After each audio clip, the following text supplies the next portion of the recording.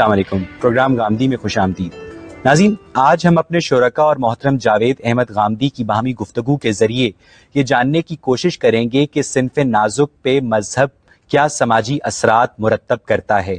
کیا واقعی عورت زرعی انقلاب سے پہلے خاندان کی سربراہ تھی اور اس انقلاب کے بعد عورت جائیداد کی مانند مرد کی ذاتی ملکیت ٹھہری؟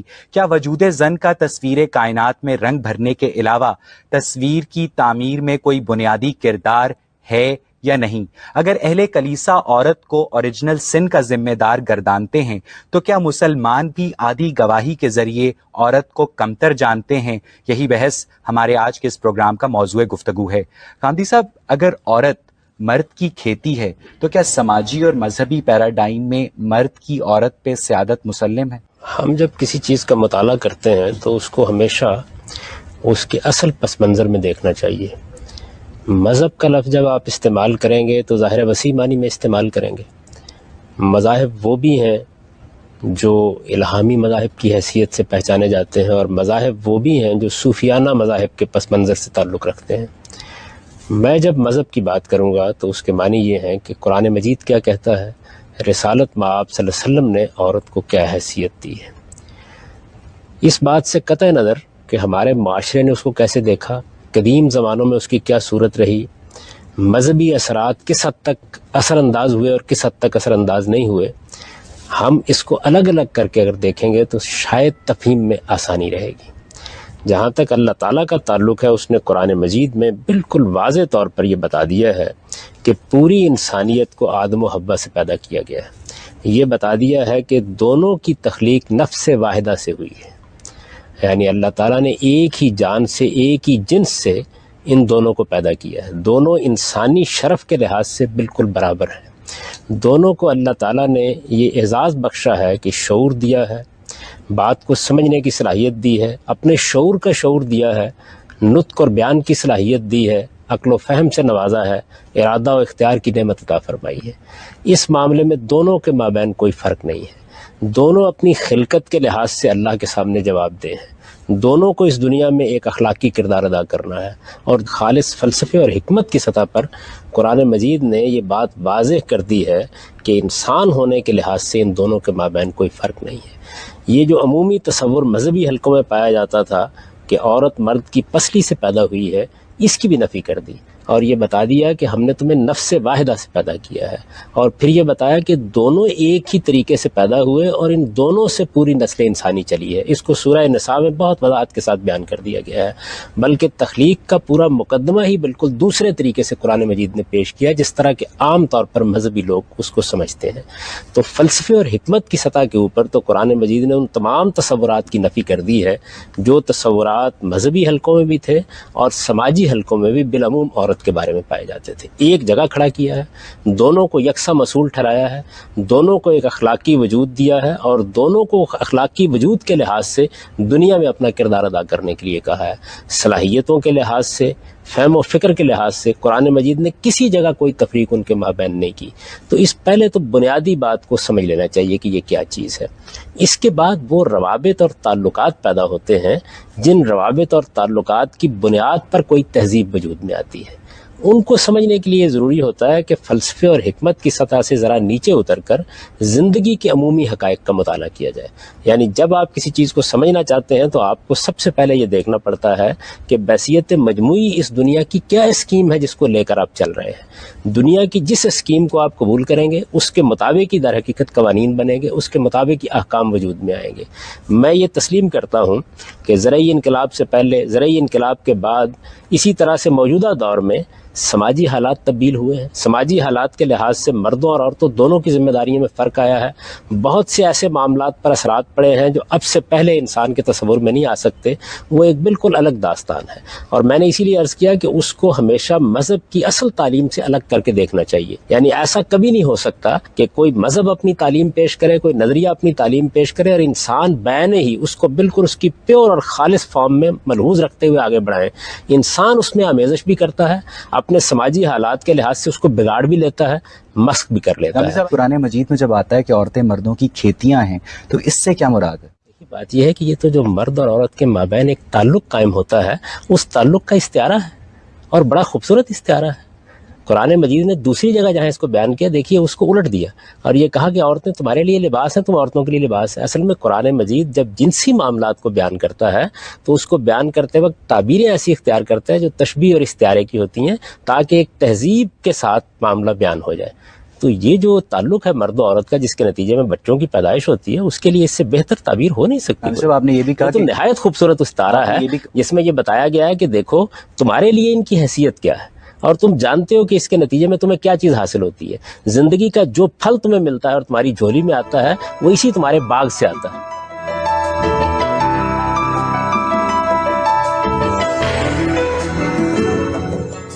غامدی صاحب آپ نے یہ بھی فرمایا کہ قرآن مجید میں مرد اور عورتیں برابر ہیں۔ تو غامدی صاحب سورہ نساء کی 34ویں آیت میں بیویوں کو شوہروں کا حکم نہ ماننے کی صورت میں مارنے کا حکم دیا گیا ہے، اضربو کا لفظ استعمال ہوا ہے، آپ کیا کہیں گے؟ پہلے تو یہ سمجھ لیجئے بہت اچھی طریقے سے کہ ایک ہے عورت اور مرد کا باہمی تعلق۔ عورت کی حیثیت سے، مرد کی حیثیت سے جو قرآن مجید نے مقام دیا میں نے آپ کو بیان کر دیا۔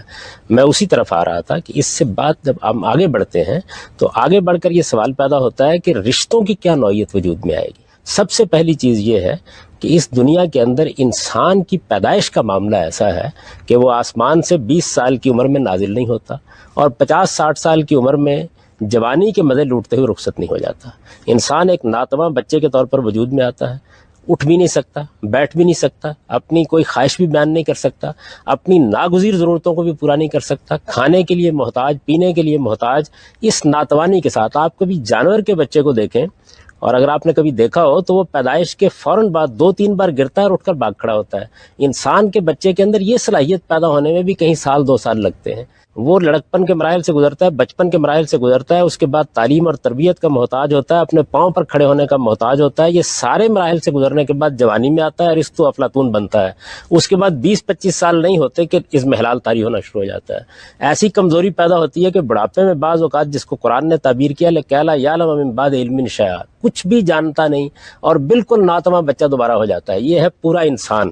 اس پورے انسان کے لیے ناگزیر تھا کہ کچھ رشتے پیدا کیے جائیں۔ ان رشتوں کے پیدا ہوئے بغیر انسان کی نہ پرورش ہو سکتی، نہ تعلیم و تربیت ہو سکتی، نہ اس کے نفسیاتی مسائل پورے ہو سکتے، نہ اس کی جذباتی تسکین ہو سکتی۔ رشتوں کا نظم جب آپ قائم کریں گے تو آپ کو کوئی ادارہ وجود میں لانا پڑے گا۔ یہ ادارہ خاندان ہے۔ خاندان کے ادارے کو پہلے سمجھ لیجئے کہ کیا یہ انسان کی ضرورت ہے یا نہیں ہے۔ اگر یہ انسان کی ضرورت نہیں ہے تو قرآن مجید کی پوری اسکیم ہی کو آپ الگ رکھ دیجئے، اور اگر یہ انسان کی ضرورت ہے تو پھر میں ایک ایک چیز کے بارے میں آپ کو بتاؤں گا کہ پھر بات کیا بنے۔ ہم یہ مانتے ہیں کہ خاندان انسان کی ضرورت ہے، تو اب آگے بڑھیے۔ رشتے پیدا ہوں گے تو اس ادارے کے اندر کسی کو آپ سربراہ بنائیں گے۔ مثال کے طور پر دیکھیے کہ میری ماں ہے، وہ خاندان کی سربراہ ہے۔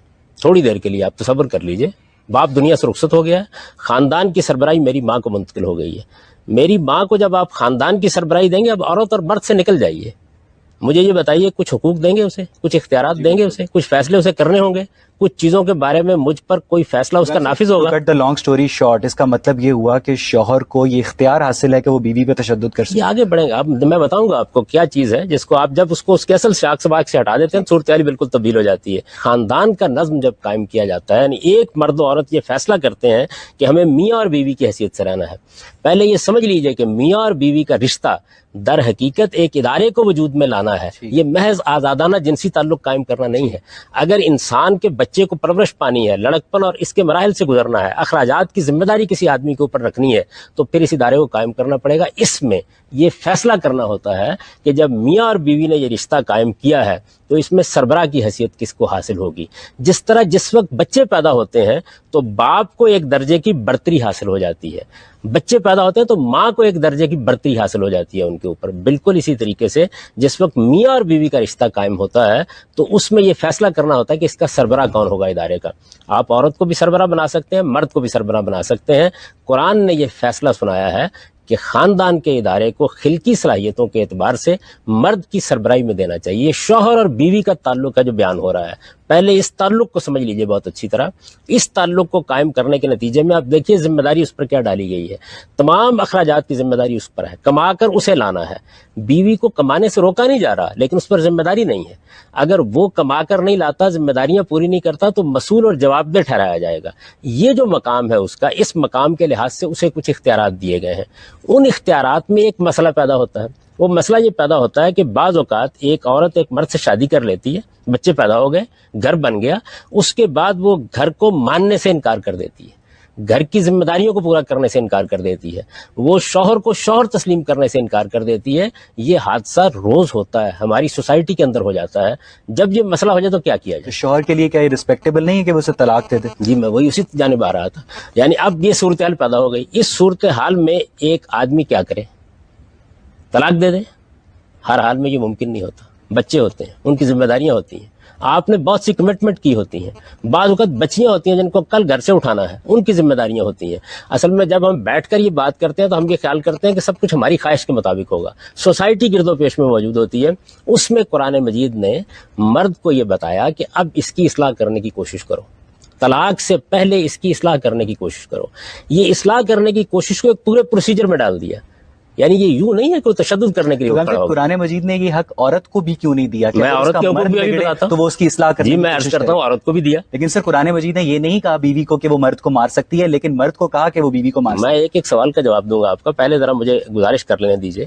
اب یہ دیکھیے کہ قرآن مجید نے کیا کیا اس موقع پر. آپ طلاق دینا چاہتے ہیں دے دیجیے، بسم اللہ، ختم ہو گئی بات. قرآن نے یہ تو نہیں کہا کہ آپ کو ضرور اپنے گھر کو بچانا ہے، لیکن اگر آپ گھر کو بچانے کے لیے اصلاح کرنے کی کوشش کرتے ہیں، دیکھیے بات کہاں سے شروع کی ہے. یعنی یہ یوں نہیں ہے کہ آپ اٹھے، آپ کو غصہ آ گیا اور آپ نے اٹھ کر دو لگا دیں کسی کو، یہاں سے بات نہیں شروع کی. فرمایا فَإِذُوهُنَّ.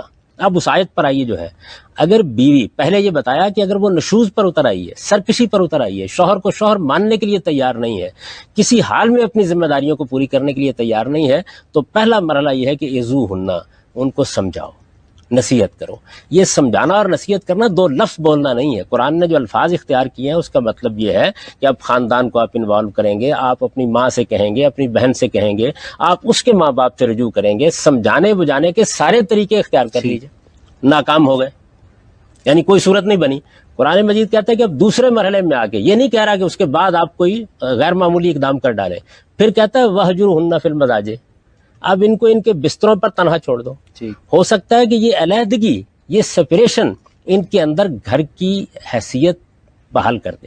ہو سکتا ہے کہ یہ گھر کو بچانے کے لیے آمادہ ہو جائے. یعنی یہ ایک سرکش عورت ہے جس کا ذکر ہو رہا ہے.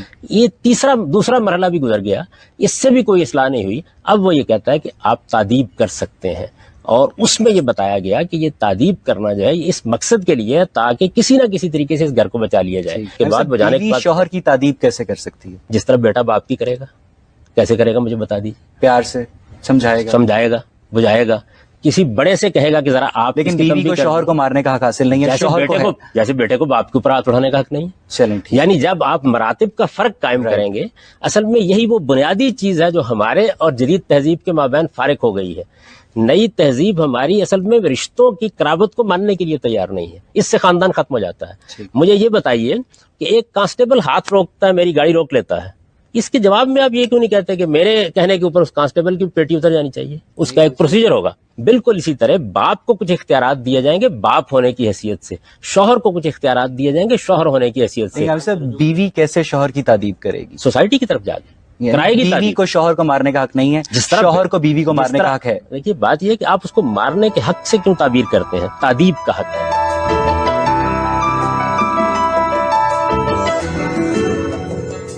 ٹھیک ہے کام صاحب، یہاں سے ہم گفتگو کو آڈینس پہ لے کے چلیں گے.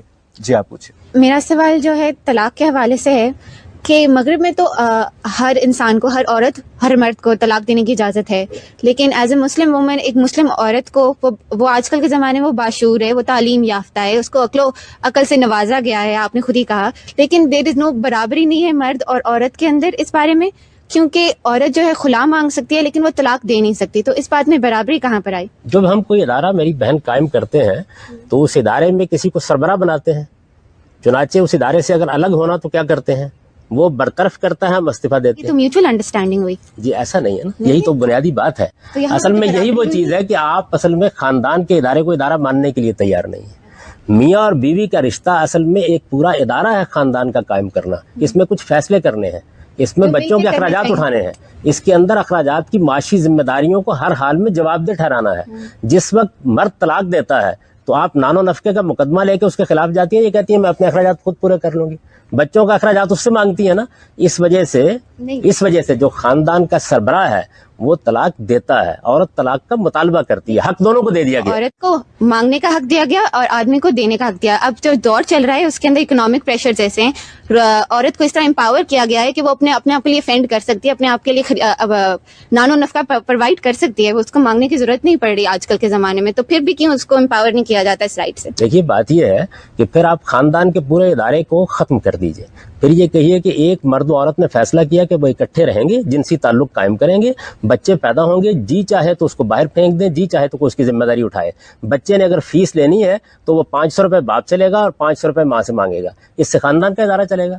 کسی ادارے کو چلانے کے لیے آپ کو سب سے پہلے, میں نے اسی لیے دیکھیے بہت تمہید میں یہ بات عرض کر دی تھی کہ آپ خاندان کے ادارے کو مانتے ہیں یا نہیں مانتے. انسان کی خاندان کا ادارہ ضرورت ہے یا نہیں ضرورت؟ اگر خاندان کا ادارہ ضرورت ہے تو پھر لازماً اس کا ایک سربراہ بنانا پڑے گا. اور جب آپ سربراہ بنائیں گے, جس طرح آپ ریاست میں سربراہ بناتے ہیں, کیا دور جدید میں آ کے ریاست ختم ہو گئی ہے, سربراہی ختم ہو گئی ہے؟ جب آپ کسی کو سربراہ بنائیں گے کسی ادارے کا تو اس کو برطرفی کا اختیار دیں گے, اور جو لوگ اس کے ساتھ کام کر رہے ہیں ان کو استعفے کا اختیار دیں گے. ہمیشہ یہی ہوگا. اگر آپ اس ترتیب کو الٹیں گے تو اس کا نتیجہ کیا نکلے گا؟ آپ دیکھیں مرد کو کتنے مسائل دوچار ہوتے ہیں. جس وقت وہ طلاق کا فیصلہ کرتا ہے اسے دیکھنا ہوتا ہے کہ اگر میں کچھ دے دلا چکا ہوں تو اس کا کیا ہوگا, میں اگر کوئی جائیداد اس کے نام کر چکا ہوں تو اس کی کیا صورت ہوگی, بچے اگر موجود ہیں تو ان کا نانا نفقہ کون اٹھائے گا, اگر یہ گھر میں چلی جاتی ہے تو ان کی پرورش کون کرے گا. یہ سارے جتنے فیصلے مرد کو کرنے ہوتے ہیں, عدالت اس کو کٹہرے میں کھڑا کر لیتی ہے. عورت مطالبہ کر رہی ہوتی ہے, اس موقع کے اوپر آپ یہ کیوں نہیں کہتی کہ آپ جائیے اپنے اخراجات پورے کر لیجیے؟ ہم جاتے ہیں اپنے اخراجات پورے کر لیتے ہیں. حقوق مانگنا آسان ہے, حقوق دینے بھی پڑیں گے. ٹھیک ہے. تو اس وجہ سے جس وقت آپ ادارہ قائم کرتے ہیں تو ادارے کے اندر یہ کسی جگہ کسی ادارے میں نہیں ہوتا. میں اگر کہیں ملازمت کرنے کے لیے جاؤں گا, جو سربراہ ادارہ ہے وہ مجھ سے برتر نہیں ہو گیا, لیکن جب میں نے اس کو باس تسلیم کر لیا تو وہ پھر مجھے برطرف کرے گا. مجھے اگر الگ ہوگا نا تو استعفیٰ دوں گا میں. ٹھیک جی, آپ پوچھیں. سر آپ نے بات کی تھی کہ مرد کو مطلب عورت تعبیر نہیں کر سکتی, مطلب اس کا ڈفرینٹ ایسپیکٹ دکھایا جاتا ہے. پھر آپ نے اگزامپل دیا کہ ایک فادر اور سن کے درمیان میں ریلیشن شپ, بیسکلی بات ہے کہ ایک ہسبینڈ وائف کا عہدہ اور ہوتا ہے, بیٹے اور باپ کا عہدہ اور ہوتا ہے. آپ باپ کے اوپر ہاتھ نہیں اٹھا سکتے, باپ آپ کو مطلب ہی گیو یو برتھ, تو آپ مطلب کہ آپ بیوی اور ہسبینڈ تو ایک دوسرے کو نہیں دیا ہوتا نا, تو آپ ان کے بیچ میں برابری کیوں نہیں ہو سکتی؟ If a man can raise his hand on his wife, why can't the wife do the same thing? میں نے یہ بات عرض کی ہے جی کہ موجودہ جو ہماری تہذیب ہے وہ اصل میں میاں اور بیوی کے رشتے کو اس برتری میں تسلیم ہی نہیں کرتی جس جگہ پر قدرت نے اس کو رکھا ہے. ماں اور باپ کے رشتے کے مابین ماں ہے. آپ عورت کی بات نہ کریں نا, ماں اپنے بچے کو تادیب کر سکتی ہے یا نہیں کر سکتی؟ جی کر سکتی ہے. کیوں کر سکتی ہے؟ کیونکہ وہ ماں ہے, شی گیو یو برتھ. اس کا اسٹیٹس اور ایک ہسبینڈ کا اسٹیٹس بہت ڈفرینٹ ہوتا ہے. جی, یہ جتنی بات آپ نے کیا, اس نے اس کو جنم دیا ہے. ایک آدمی اس کے جواب میں یہ کہہ سکتا ہے پھر کیا ہو گیا, جنم دیا ہے تو جوان ہو گیا ہے بچہ, اب ماں کو یہ حق کیوں دیا جائے, اب یہ باپ کو حق کیوں دیا جائے؟ اصل میں یہ حق کیوں دیا گیا ہے اس پہ غور کیجئے. یہ اس لیے دیا گیا ہے تاکہ سوسائٹی کا نظم قائم رہے. سوسائٹی کے نظم میں ایک بہت بڑا ادارہ ہے خاندان. خاندان کا ادارہ اگر انسان کی ضرورت ہے تو پھر اس کے بعد اس کا کوئی سربراہ ہوگا, اور سربراہ ہوگا تو آپ کو سربراہ کو کچھ اختیارات دینے پڑیں گے, کچھ ذمہ داریاں اس پر ڈالنی پڑیں گی. قرآن مجید نے اسی وجہ سے یہ بات بیان کی کہ شوہروں کو ایک درجہ برتری حاصل ہے بیوی پر, نہ کہ مرد کو عورت پر. میری ماں کو میرے اوپر 3 درجہ برتری حاصل ہے. یہ عورت اور مرد کا تقابل نہیں ہے, یہ اس رشتے کا مسئلہ ہے. آپ اس رشتے کو تسلیم کریں کہ وہ کیا رشتہ ہے. اگر یہ رشتہ ٹوٹ گیا تو اس کے بعد اصل میں باپ کا رشتہ بھی وجود میں نہیں آ سکتا. باپ کا رشتہ پیدا ہی اصل میں میاں اور بیوی کے رشتے سے ہوتا ہے. پہلے بیوی ایک شوہر کی حیثیت سے اس کو ایک برتری کی جگہ پر مانتی ہے, اس کے بعد یہ برتری بچوں کو منتقل ہوتی ہے, اس سے پورا خاندان وجود میں آتا ہے. اصل میں قرآن مجید نے اسی وجہ سے اس کو موضوع بنایا, اور موضوع بنا کر اس کی ایک ایک چیز میں قانون سازی کی. یہ بتایا کہ وَلِلرِّجَالِ عَلَيْهِنَّ درجہ, میاں اور بیوی کے رشتے میں شوہر کو ایک درجہ برتری حاصل ہے. اگر یہ برتری آپ نہیں مانتی تو پھر اصل میں خاندان وجود ہی میں نہیں آ سکتا. صاحب آج کل کی ماڈرن لائف میں میاں بیوی آپس میں دوست بن کر رہتے ہیں, وہ اپنے سارے مسئلے ڈسکشن سے حل کر لیتے ہیں, کسی کو ضرورت نہیں پڑتی کہ وہ ایک دوسرے پہ ہاتھ اٹھائیں. یہ محض ایک یوٹوپیا ہے جس کا آپ ذکر کر رہے ہیں. یہ بات یہ ہے کہ ماں اور بیٹا بھی دوست ہو سکتے ہیں, باپ اور اس کی اولاد بھی دوست ہو سکتی ہے. ایک دوستی وہ ہے جو مرتبے کو تسلیم کر کے ہوتی ہے, اور ایک دوستی وہ ہے کہ جس کے اندر آپ برابر کی سطح پر لوگوں کو کھڑا کر دیتے ہیں. پھر اس کے بعد ذمہ داریوں میں فرق کیوں کرتے ہیں؟ میں یہ کہتا ہوں بات وہاں سے کیوں نہیں شروع کرتے کہ ایک میاں اور ایک بیوی کے درمیان میں ایک تعلق پیدا ہوا, اب کس کے اوپر ذمہ داری ہے بچوں کی کفالت کرنے کی؟ مرد کے اوپر ہے یا عورت کے اوپر ہے؟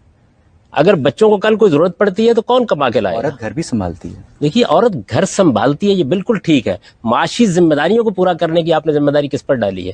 یعنی سنبھالنے میں تو ہر ایک کو کرنا ہے, لیکن یہ کیا عورت کی ذمہ داری ہے؟ عورت کے اوپر آپ دیکھیے اسلام نے یہ ذمہ داری بھی نہیں ڈالی. ٹھیک ہے ہاں چلیں. بٹ سر آپ پھر بھی دوبارہ سے آپ بہت زیادہ ڈفرینسیشن لے کر آ رہے ہیں. مطلب آپ کہہ رہے ہیں کہ جی معاشی اس کو ذمہ داریاں مرد کی ہیں، تو آپ اس کو ریکگنائز نہیں کر رہے جو عورت گھر میں کرتی ہے. مطلب کہ یہ رائٹ نہیں ہے. What you do at home doesn't count at all, کہ وہ رائٹ نہیں ہوتا. اور آپ نے بات کی بیٹا اور باپ کی، میں مطلب بتاتے بہن بھائی ہوتے ہیں یہاں ہمارے، مطلب کہ بھائی بہن پہ ہاتھ اٹھا سکتا ہے، آنر کلنگ ہو رہی ہے. اگر بہن بھائی پہ ہاتھ اٹھائے تو غلط ہو جاتا ہے. ٹھیک ہے، ہم رشتے کی بنیاد کو بھی سمجھتے ہیں کہ ایک خاندان ہم نے چلانا ہوتا ہے، ہم نے ایک طریقہ آزمانا ہوتا ہے، ایک رسپیکٹ ہوتی ہے رشتے کی. بٹ اس رسپیکٹ سے اگر ہسبینڈ نکل جاتا ہے تو وائف اس رسپیکٹ کو کیوں قائم رکھے؟ ٹھیک ہے جی، بات یہ ہے کہ دونوں کو حقوق دیے گئے ہیں نا. اور جب عورت یہ محسوس کرے گی کہ خامند کی حیثیت سے بیہیو نہیں کر رہا، ذمہ داریوں کو پورا نہیں کر رہا، تو وہ بھی معاشرے کے پاس جائے گی، طلاق بھی ہوگی، علیحدگی بھی ہوگی. لیکن کیا مراتب کا فرق ختم کر دیا جائے؟ میرا باپ ایک غلط روش اختیار کرنے والا آدمی بن گیا، اس نے گھر کے اندر ایک طوفان بدتمیزی برپا کر رکھا ہوا ہے، اس کے رویے غلط ہو گئے ہیں. اس کے بعد بیٹے کو حق دیا جائے کہ وہ باپ کی جو عزت اور احترام ہے اس کو ختم کر کے آگے بڑھ جائے؟ نہیں، وہ الگ بھی ہوگا تو اس کا ایک قاعدہ اور ضابطہ ہوگا. تو عورت کو بھی حقوق حاصل ہے، مرد کو بھی حقوق حاصل ہے. لیکن خاندان کے ادارے میں آپ فیصلہ کیجئے کہ اگر یہ ادارہ بنانا ہے تو اس کی سربراہی کس کے پاس ہونی چاہیے؟ عورت کو دے دیجئے. میں یہ کہتا ہوں عورت کو دے دیں، میں عورت کے لیے وہی حقوق مانوں گا. اس کی وجہ یہ کہ جب آپ کو ادارہ بنائیں گے اور اس کی سربراہی کسی کے ہاتھ میں دیں گے، آپ کو کچھ حقوق دینے پڑیں گے، اس کو کچھ اختیارات اس کے لیے ماننے پڑیں گے، ورنہ ادارہ قائم نہیں ہو سکتا.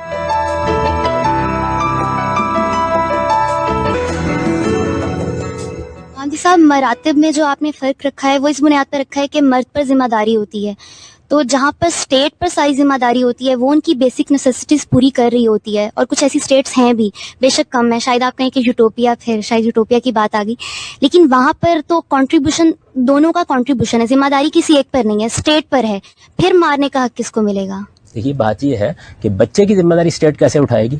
رات کے وقت کون اٹھ کے اس کی دوا لائے گا؟ کون اس کو اس کی حاجات پوری کرے گا؟ کون اس کی تکلیفوں میں اس کا ساتھی بنے گا؟ کون اس بچے کو تربیت دے گا؟ کون تعلیم دے گا؟ اسٹیٹ تو زیادہ دے کر 10 روپے دے دے گی آپ کو. یہ سارا کام گھر میں ہونا ہے، اور یہ کام ہونے کے بعد مغرب میں کچھ ریاستیں ہیں جو ذمہ داری سنبھال رہی ہیں. یہ تو جذباتی ذمہ داری میری بہن، اس ذمہ داری کو ادا کرنے کے لیے تو آج تک کبھی کوئی ریاست وجود میں نہیں آ سکتی. اور اگر کسی ریاست نے ذمہ داری سنبھالی، ایسا ہو جائے تو پھر کیا ہوگا؟ پھر میاں بیوی کا رشتہ ختم ہو جانا چاہیے، پھر آزادانہ جنسی تعلق پیدا ہونا چاہیے، بچہ پیدا ہو جانے کے بعد ریاست کے حوالے کرنا چاہیے، فارغ ہو کے آپ اپنا کام کریں. نہیں، آپ کو پھر اس لیے پرابلم ہوگا نا، کیونکہ پھر تو مرد پر ذمہ داری نہیں رہے گی. اگر ریاست ذمہ داری سنبھالے گی تو پھر برتری قائم نہیں ہوگی. میری شاید آپ پر بات واضح نہیں ہوئی، یا میں ہی اس کو واضح نہیں کر سکا. یہ ذمہ داری صرف اتنی سی نہیں ہے. میں نے آپ سے عرض کیا، انسان کا بچہ ایک ناتواں بچہ ہوتا ہے، اس نے بہت سے مراحل سے گزرنا ہے، اس نے تہذیب پانی ہے، اس نے تربیت پانی ہے، اس کو تعلیم دی جانی ہے، اس کو پاؤں پر کھڑا کرنا ہے، اس کا علاج معالجہ کرنا ہے، اس نے بے شمار مشقتوں سے گزرنا ہے، جوان ہونا ہے، اس کے بعد بوڑھا ہو جانا ہے. اس میں تو کچھ جذبات وابستہ ہوتے ہیں کہ کل یہ پوائنٹ یہ ہے کہ مرد کو یعنی ہر صورت برتر رہنا چاہیے، تبھی رشتہ قائم رہ سکتا ہے. کیونکہ اگر ریاست ذمہ داری سنبھالے گی تو برتری کسی کی قائم نہیں ہوگی. شوہر کو ہر حال میں شوہر رہنا چاہیے، اور باپ کو ہر حال میں باپ رہنا چاہیے، اور ماں کو ہر حال میں ماں رہنا چاہیے. اگر آپ ان رشتوں کی برتری کو مانتی ہیں تو مجھے بتا دیجیے دلیل کیا ہے اس کی. باپ کو بھی یہ برتری اسی وجہ سے حاصل ہے تاکہ خاندان کا نظم قائم رکھا جا سکے، ورنہ وہ بھی انسان ہے میرے جیسا، اسی طرح پیدا ہوا ہے. ماں کو کیا برتری حاصل ہے؟ ماں نے پیدا کیا، مجھے پرورش کی، شکر گزار ہے، چند پیسے دے دیں گے، فارغ کر دیں گے. یہ جذباتی تعلق، یہ غیر معمولی احترام، یہ غیر معمولی عزت کہ میں اس وقت 50 سال 55 سال کی عمر میں بھی ماں کے سامنے سر جھکا کے کھڑا ہو جاتا ہوں. یہ میری تہذیب ہے، اور یہ تہذیب مجھ کو اس مذہب نے سکھائی ہے جس نے مجھے یہ بتایا ہے کہ ماں کا مرتبہ تم سے کتنا بلند ہے. آپ اصل میں عورت اور مرد کی بحث سے نکلیے، یہ رشتوں کی بحث ہے. سر آپ بار بار یہ کہہ رہے ہیں کہ مرد کی ذمہ داری ساری ذمہ داری مرد کے اوپر. آپ دوا کی بات کرتے ہیں، آپ یہ بتائیں جو ماں رات رات جاگ کے بچے کے ساتھ رہتی ہے اس کی ذمہ داری نہیں؟ ایک بیوی کے تحت وہ جب ہسبینڈ کے لیے سارا دن انتظار کرتی ہے، اس کا گھر صاف کر کے، اس کی ذمہ داری کام نہیں کرتی. آپ صرف ایک مرد اور ایک شوہر، ایک باپ کی ذمہ داری کی بات کر رہے ہیں کہ معاشی ذمہ داریاں صرف سب کچھ نہیں ہوتی. ایک ایموشنل اٹیچمنٹ ہوتی ہے، ایک ساتھ دینا ہوتا ہے، ایک سپورٹ ہوتی ہے، ایک ہیلپ ہوتی ہے، گائیڈنس ہوتی ہے. یہ عورت کرتی ہے، گھر میں بچہ پالتی عورت ہے، مرد نہیں پالتا، وہ باہر کام کر رہا ہوتا ہے. تو don't you count that as a responsibility, a full fledge job? ٹھیک ہے، اس میں پیمنٹ نہیں ملتی، آپ کو پیسے نہیں ملتے، مگر وہ ایک بہت چیز کاؤنٹ کرتی ہے. میرا تو ایک سادہ سا سوال ہے میری بہن، وہ یہ ہے کہ اگر آپ کے خیال میں یہ ساری ذمہ داریاں عورت اٹھا رہی ہے تو اس کو سربراہ بنا دیجیے. ادارہ بنانا ہے، اور جس وقت آپ اس کو سربراہ بنائیں گی، جیسے ماں بن جاتی ہے باپ کے دنیا سے رخصت ہو جانے کے بعد، اس کو تمام اختیارات منتقل کرنے پڑیں گے. اصل میں یہ مسئلہ یہ نہیں ہے کہ عورت کنٹریبیوٹ کیا کرتی ہے، بہت کرتی ہے. اسی وجہ سے باپ کے مقابلے میں ماں کا درجہ 3 درجے زیادہ ہے. ماں کو رسپیکٹ اور احترام 3 درجے زیادہ مجھے دینا ہے. کیوں؟ کیا وجہ ہے؟ اس کی وجہ ماں کا وہ غیر معمولی کنٹریبیوشن ہے. میں یہ عرض کر رہا ہوں کہ آپ ماں اور باپ کے ذریعے سے جو ادارہ بناتے ہیں، میاں اور بیوی کے ذریعے سے جو ادارہ بناتے ہیں، کسی کو اس کا سربراہ ہونا چاہیے یا نہیں ہونا چاہیے. اگر آپ کسی کو سربراہ بنائیں گے تو دیکھیے 2 چیزیں لازمن کریں گے. جس کو سربراہ بنائیں گے معاشی ذمہ داری اس پر ڈالیں گے اور اس کو اختیار دیں گے کہ وہ گھر کا نظم و نسق قائم رکھے، وہ خاندان کا نظم و نسق قائم رکھے، وہ ادارے کا نظم و نسق قائم رکھے. آپ مجھے بتائیے ریاست میں آپ یہ فیصلہ کیوں کرتے ہیں؟ کیا ریاست میں ہم کنٹریبیوٹ نہیں کرتے؟ ایک عام آدمی کی حیثیت سے ایک مزدور کنٹریبیوٹ نہیں کرتا، ایک جج کنٹریبیوٹ نہیں کرتا. آپ ریاست کے نظام میں ایک شخص کو سربراہ بناتے ہیں، جیسے ہی سربراہ بناتے ہیں کچھ اختیارات دیتے ہیں. پہلی چیز یہ ہے کہ آپ کے نزدیک میاں بیوی کا جو رشتہ ہے، اس سے کوئی ادارہ وجود میں لانا ہے یا یہ رشتہ محض محبت کا رشتہ ہے جس میں ایک تعلق پیدا ہونا اور اس کے بعد ختم ہو جانا ہے؟ پہلے یہ بنیادی فیصلہ کرنا ہے. ضروری ہے کہ کوئی سربراہ بنے؟ میاں بیوی 2 سربراہ نہیں بن سکتے. اور اسٹیٹ کا آپ نے اگزامپل دیا، اس وقت آپ دیکھ رہے ہیں کہ جوڈیشری کا اتنا بڑا ایشو بنا ہوا ہے. وہ کیوں مانگ رہے ہیں؟ کیونکہ ایک چیک اینڈ بیلنس رکھنے کی ضرورت ہے. صرف اگر آپ ہیڈ آف دا اسٹیٹ بنا دو، مشرف صاحب جو ہیڈ آف دا اسٹیٹ بن گئے تھے، ان پہ چیک آف بیلنس رکھنے کا کس کا حق تھا؟ مطلب کون کرتا؟ آپ صرف ایک بندہ تو نہیں کر سکتا. یو نیڈ جو جوڈیشری، پارلیمنٹ ہوتا ہے، ڈفرینٹ لوگ ہوتے ہیں جو کوشچن کر سکتے ہیں کہ آپ یہ کیوں کر رہے ہیں. آپ ان کے، کیونکہ سربراہ ہونے کا یہ مطلب تو نہیں کہ وہ پرفیکٹ ہے اور جو کر رہے ہیں وہ پرفیکٹ ہے. بیوی اور ہسبینڈ ضروری نہیں کہ ایک سربراہ بنے، دونوں ایک بانٹ کے اگر اپنی ذمہ داری بانٹے اس طریقے سے چلے. اچھی بات آپ نے کی. یعنی سربراہ تو بنانا پڑے گا لیکن چیک اور بیلنس کا نظام قائم کرنا پڑے گا. یہی قرآن نے قائم کیا ہے. یعنی ایک طرف اس کو سربراہی دی ہے، دوسری طرف اس پر کچھ ذمہ داریاں ڈالی ہیں، معاشرے کو انوالو کیا ہے، اس کی تعدیب کے انتظامات کیے ہیں. یہ بتایا ہے کہ اگر وہ سرکشی اختیار کرے تو سوسائٹی کو کیا کردار ادا کرنا چاہیے. یہ چیک اینڈ بیلنس ہی ہے. جب سربراہ ہوگا چیک اینڈ بیلنس کا نظام ضرور بنایا جائے گا لیکن کچھ اختیارات اس کو دیے جائیں گے. وہ اختیارات دیے بغیر نظم اجتماعی نہیں چل سکتا. میاں اور بیوی کا تعلق اگر دوستی پر مبنی تعلق ہے تو گھر اور خاندان کا نظام نہیں بن سکتا. سر کائنڈلی آپ نے خاندان کے ادارے کی بات کی، آپ یہ وضاحت کرنا پسند کریں گے کہ اگر خاندان کے ادارے میں آپ نے اس کے 2 رکن بتائے ہیں، آپ نے عورت کا بھی حق بتایا ہے، آپ نے مرد کی بھی سربراہی بتائی ہے، تو جب گواہی دینے لگتے ہیں تو وہ تو ایک معاشرتی معاملہ ہے، وہاں عورت کی گواہی آدھی کیوں ہے؟ جب وراثت دی جاتی ہے تو عورت کو پوری وراثت کیوں نہیں دی جاتی؟ وہاں یہ آدھا کیوں ہے؟ دونوں باتیں صحیح نہیں ہیں. دیکھیے سب سے پہلے تو گواہی کے مسئلے کو سمجھ لیجئے. گواہی کا معاملہ یہ ہے کہ ایک گواہی وہ ہے جو واقعاتی بنیاد پر دی جاتی ہے. کوئی ڈاکہ پڑا ہے، کوئی چوری ہو گئی ہے، اس میں عدالت گواہ طلب کرتی ہے. اس موقع پر کون موجود تھا؟ ہو سکتا ہے مرد ہو سکتا ہے عورت ہو سکتا ہے کوئی بچہ ہو سکتا ہے کوئی گواہ نہ ہو، سرکمسٹانشل ایویڈنس ہو. آپ نے دیکھا ہوگا تعزیرات ہند میں ایک واقعہ بیان ہوتا ہے جس میں ایک بیل کی گواہی پر فیصلہ کر دیا گیا. تو سرکمسٹانشل ایویڈنس کی بنیاد پر بعض اوقات وہ فیصلے کیے جاتے ہیں کہ جو گواہی کی بنیاد پر بھی نہیں ہوتے. اس لیے اسلام نے بھی اس میں کوئی مداخلت نہیں کی. یہ قاضی کی ثوابدید پر چھوڑ دیا. پہلے پوری بات سن لیجئے. یہ قاضی کی ثوابدید پر چھوڑ دیا ہے کہ وہ کس کو گواہ کی حیثیت سے قبول کرتا ہے. کسی معاملے میں عورت اور مرد کی، بچے اور بوڑھے کی کوئی تفریق نہیں کی. صرف یہ بات کہی ہے کہ یہ قاضی کا کام ہے وہ فیصلہ کرے کسی کی گواہی قبول کرتا ہے، کس کی گواہی قبول نہیں کرتا. گواہی کی ایک دوسری صورت وہ ہوتی ہے جس میں میں کوئی دستاویز لکھتا ہوں، اس کا قانون سے کوئی تعلق نہیں ہوتا. مجھے ایک معاملہ کرنا، میں نے آپ سے چند پیسے ادھار لیے ہیں، میں نے کوئی مکان کا سودا آپ سے کیا، مجھے ایک دستاویز لکھنی ہے. اس دستاویز کو لکھتے وقت قرآن مجید یہ کہتا ہے کہ گھر میں کام کرنے والی عورتوں کو اس میں ملوث نہ کرو. بہتر یہ ہے کہ مردوں کو گواہ بنا لو. یہ بالکل ایک دوسری چیز ہے. یہ تو ایک معاشرتی ہدایت ہے. اس کا کوئی تعلق قانون سے نہیں ہے. نہ قانون اور عدالت میں کسی آدھی گواہی کا یا پوری گواہی کا کوئی سوال ہے. قاضی کا کام ہے وہ گواہی قبول کرے، قاضی کا کام ہے گواہی کو رد کر دے. ہو سکتا ہے 10 مرد ایک عورت کے خلاف گواہی دے، اور پھر گواہی تو آج دنیا میں بہت تبدیل ہو گئی. آپ تو آپ کی انگلیوں کے نشانات گواہی دے رہے ہیں، کیمرہ گواہی دے رہا ہے، میڈیکل رپورٹ گواہی دے رہی ہے، پوسٹ مارٹم کا نتیجہ گواہی دے رہا ہے. تو یہ معاملات جتنے ہیں یہ سب قاضی کی ثواب جائیداد والی بات. قرآن مجید کی جو آیت ہے اس کا کوئی تعلق قانون سے نہیں ہے، کوئی تعلق عدالت سے نہیں ہے. وہ مجھے اور آپ کو بتا رہی ہے کہ گھر میں جو کام کرنے والی خواتین ہیں ان کو عدالتوں میں گھسیٹنے سے اجتناب.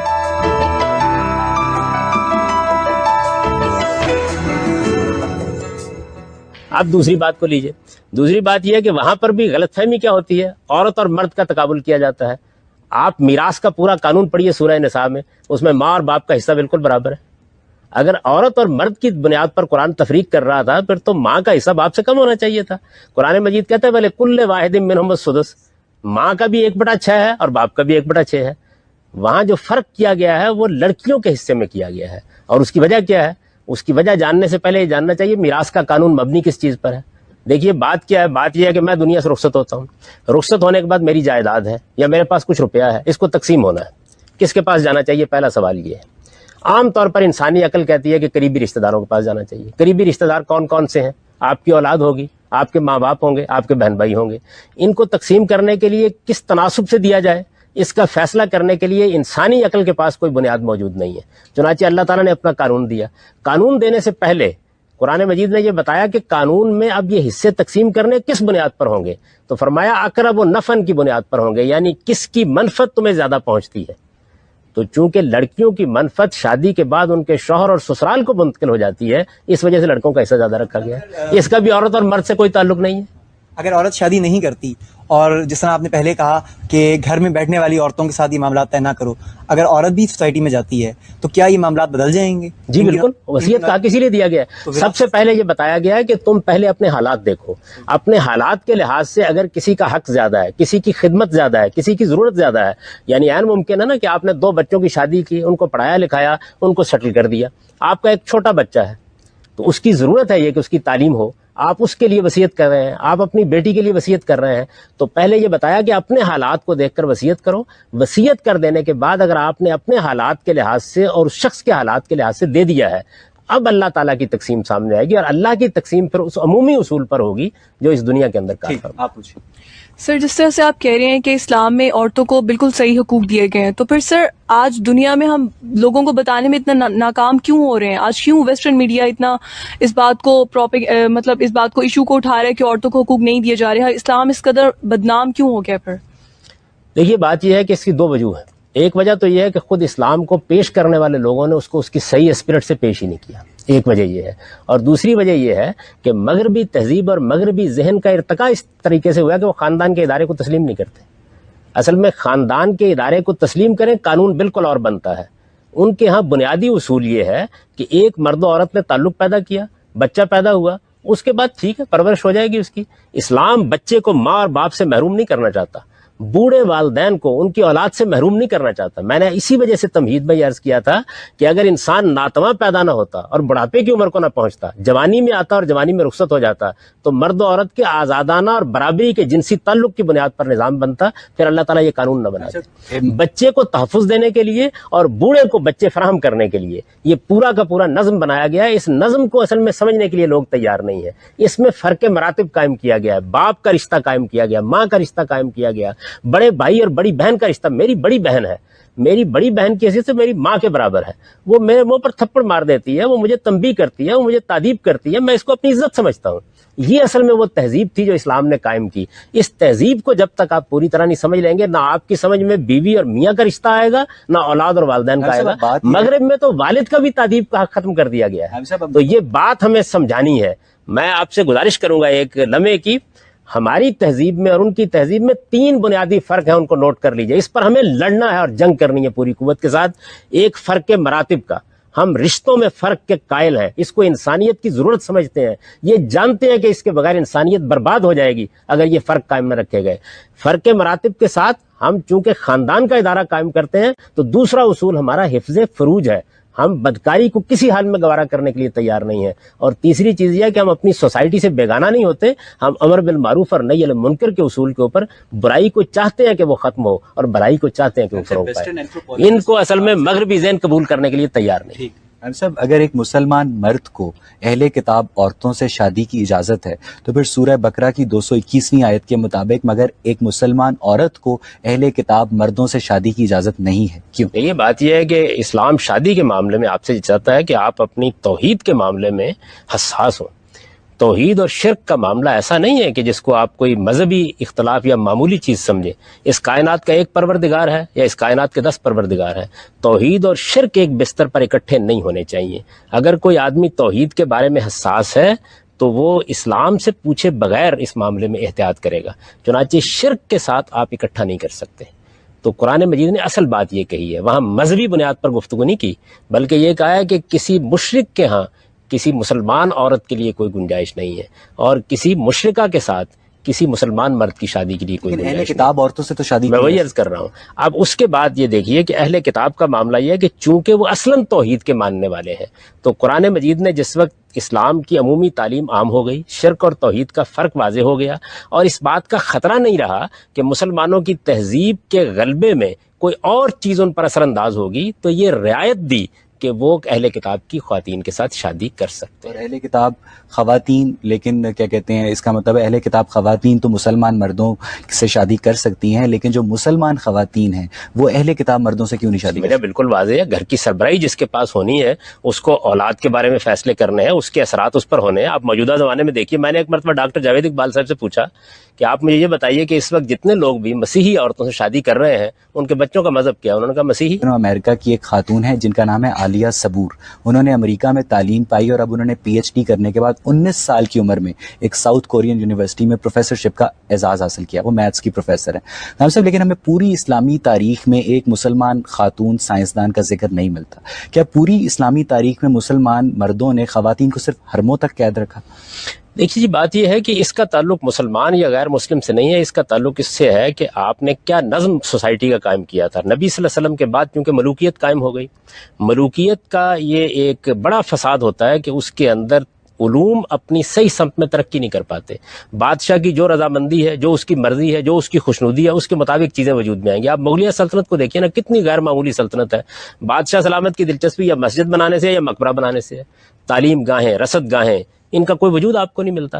تو یہ اصل میں اس ملوکیت کے اثرات تھے جس کے تحت ادارے ہمارے ہاں ڈیولپ نہیں ہو سکے۔ اس کے اثرات عورتوں پر بھی ہوئے، اس کے اثرات مردوں پر بھی ہوئے، اس کا اسلام سے کوئی تعلق نہیں۔ غائب صاحب، یہاں پہ غامدی صاحب، بات یہ ہے کہ سورہ طلاق کی 4 آیت اور امام بخاری کی روایات کے مطابق ایسی لڑکیاں جن کو بھی حیض آنے شروع نہیں ہوئے، یعنی وہ جو بلوغت تک نہیں پہنچی، ان کا نکاح شرعی طور پر جائز ہے۔ تفہیم القرآن سے بھی ہمیں یہی تاثر ملتا ہے۔ تو غائب صاحب، آپ اس بارے میں کیا کہیں گے؟ سورہ طلاق کی اس آیت کا مطلب ہرگز نہیں ہے، اس کے اندر وہ لم جہیز سورہ طلاق میں آیا ہے کہ ایسی لڑکیاں جن کو بھی حیض آنے شروع نہیں ہوئے، جی، وہ ان کے مجھے لیے بھی عدت کی مدت 3 ماہ نہیں، ہوگی۔ وہ لم یحزنا ہے، اس کا مطلب یہ ہے کہ عمر ہو گئی ہے، اس کے باوجود یہ صورت پیدا نہیں ہوئی، تو ان کے معاملے میں پھر کیا کیا جائے، یعنی ان کی طلاق کا کیا طریقہ اختیار کیا جائے۔ لم یحزنا کے الفاظ ہیں، وہ ہرگز چھوٹی عمر سے متعلق نہیں ہے، لوگوں نے بالکل غلط سمجھا۔ لیکن اسلامی تاریخ میں ہمیں ایسی مثالیں ملتی ہیں کہ چھوٹی عمر کی خواتین سے مسلمانوں نے شادیاں کی ہیں۔ بات یہ ہے کہ آج بھی لوگوں کو اپنے تمدنی حالات کے لحاظ سے شادی کرنا پڑ جاتی ہے۔ بہت سے دیہات ہیں آپ کے کہ جہاں پہ چھوٹی بچیوں کی شادی اس وجہ سے کرنا پڑتی ہے تاکہ اس بچی کو کم سے کم چودھری صاحب کی غلط نظروں سے بچایا جا سکے۔ اس کا تعلق تو تمدنی اور معاشرتی حالات سے ہے، آپ اس پہ پابندی لگا دیجیے۔ اسلام کب روکتا یعنی ہے؟ لڑکی اب آپ نے قانون بنا دیا اپنے ملک میں کہ 16 سال کی عمر سے پہلے شادی نہیں ہو سکتی، اسلام کو اس پہ کوئی اعتراض نہیں ہے۔ یہ جو شادی ہونا ہے اس کا تعلق اصل میں تمدن سے، حالات سے، ضرورتوں سے اور اس طرح کے مختلف مسائل سے ہے۔ یہ بات کہ کیا اسلام پابندی لگا دے اس بات کے اوپر، آپ لگا دیجئے، آپ کو روکا تو نہیں گیا۔ اسلام نے چند چیزوں پر پابندی لگائی ہے، باقی پر آپ پہ چھوڑ دیا ہے۔ اسلام پابندی لگائے گا تو ہمیشہ کے لیے لگ جائے گی، وہ خدا کی شریعت بن جائے گی۔ ہم لگائیں گے، آج غلطی واضح ہو جائے گی، کل اس قانون کی اصلاح کر لیں گے، تو بہت سے معاملات کو آپ پر چھوڑ دیا گیا۔ چھوٹی عمر میں جب لڑکیوں کی شادی کی جاتی ہے تو ان کو تعلیم و تربیت کا، اپنی پرسنالٹی کو نکھارنے کا موقع نہیں ملتا، تو اس پہ شریعت نے کیوں نہیں، اسے شریعت کیوں نہیں کنڈیم کرتی؟ نہیں، دیکھیے بات یہ ہے کہ شریعت ہر چیز کے اندر مداخلت نہیں کرتی۔ پہلے شریعت کو سمجھ لیجیے، اس کا دائرہ کیا ہے۔ شریعت ان چیزوں کو موضوع بناتی ہے جس میں انسانی عقل خود کوئی فیصلہ کرنے کی صلاحیت نہیں رکھتی، وہ باقی معاملات کو انسان پر چھوڑ دیتی ہے تاکہ وہ قانون بنائے، اپنے تجربات سے سیکھے، اور اسی سے اصل میں وہ ارتقا پیدا ہوتا ہے جو تمدنی ضرورتوں کو پورا کرتا ہے۔ یہ جو آپ بات کر رہے ہیں نا تعلیم تربیت کی، تعلیم تربیت کے جو مسائل آج ہیں یہ آج سے 200 سال پہلے نہیں تھے، ہو سکتا ہے آج سے 200 سال بعد بالکل دوسرے مسائل پیدا ہو جائیں، تو اس میں آپ کو قانون سازی اپنے حالات کے لحاظ سے کرنی پڑتی ہے۔ بارہا اس موضوع کے اوپر جب گفتگو ہوتی ہے تو بڑے بڑے قانون دان بیٹھ کر سوچتے ہیں کہ اگر یہ قانون بنا دیا تو شہری زندگی میں چل جائے گا، دیہاتی زندگی میں کیا کریں گے۔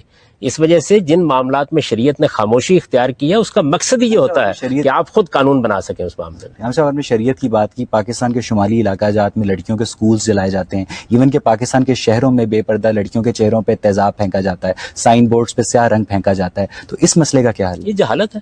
جب آپ تعلیم عام نہیں کریں گے، اپنی قوم کو ایجوکیٹ نہیں کریں گے، جب آپ کے بجٹ میں 2%، 2.5% یہ کم و بیش تعلیم کا بجٹ ہوگا، تو اس کے بعد کیا ہوگا؟ یہی کچھ ہوگا۔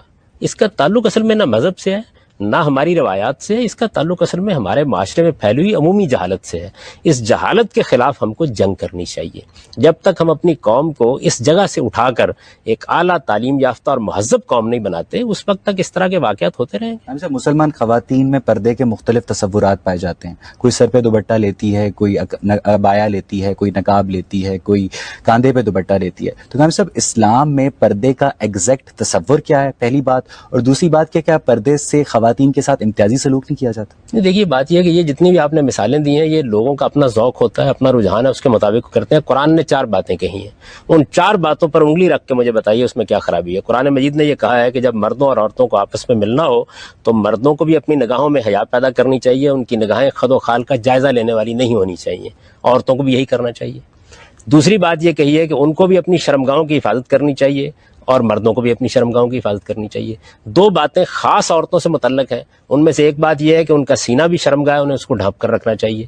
اور چوتھی بات یا عورتوں سے متعلق جو دوسری بات ہے وہ یہ کہی ہے کہ وہ چونکہ زیب و زینت کرتی ہیں، آرائش کرتی ہیں، تو ان کو اپنے زیب و زینت کی نمائش نہیں کرنی سر پہ چاہیے. دوپٹہ لینے کا اسلام تقاضا نہیں کر رہا. یہ 4 باتیں ہیں جو قرآن مجید نے بیان کی ہیں. زیب و زینت کی نمائش نہیں کرنی چاہیے، عورتوں کو اپنے سینے کو ڈھانپ کر رکھنا چاہیے، مردوں اور عورتوں کو دونوں کو غض بصر سے کام لینا چاہیے، یعنی اپنی نگاہوں میں حیا پیدا کرنی چاہیے، شرمگاہوں کی حفاظت کرنی. یہ اسلام ہے.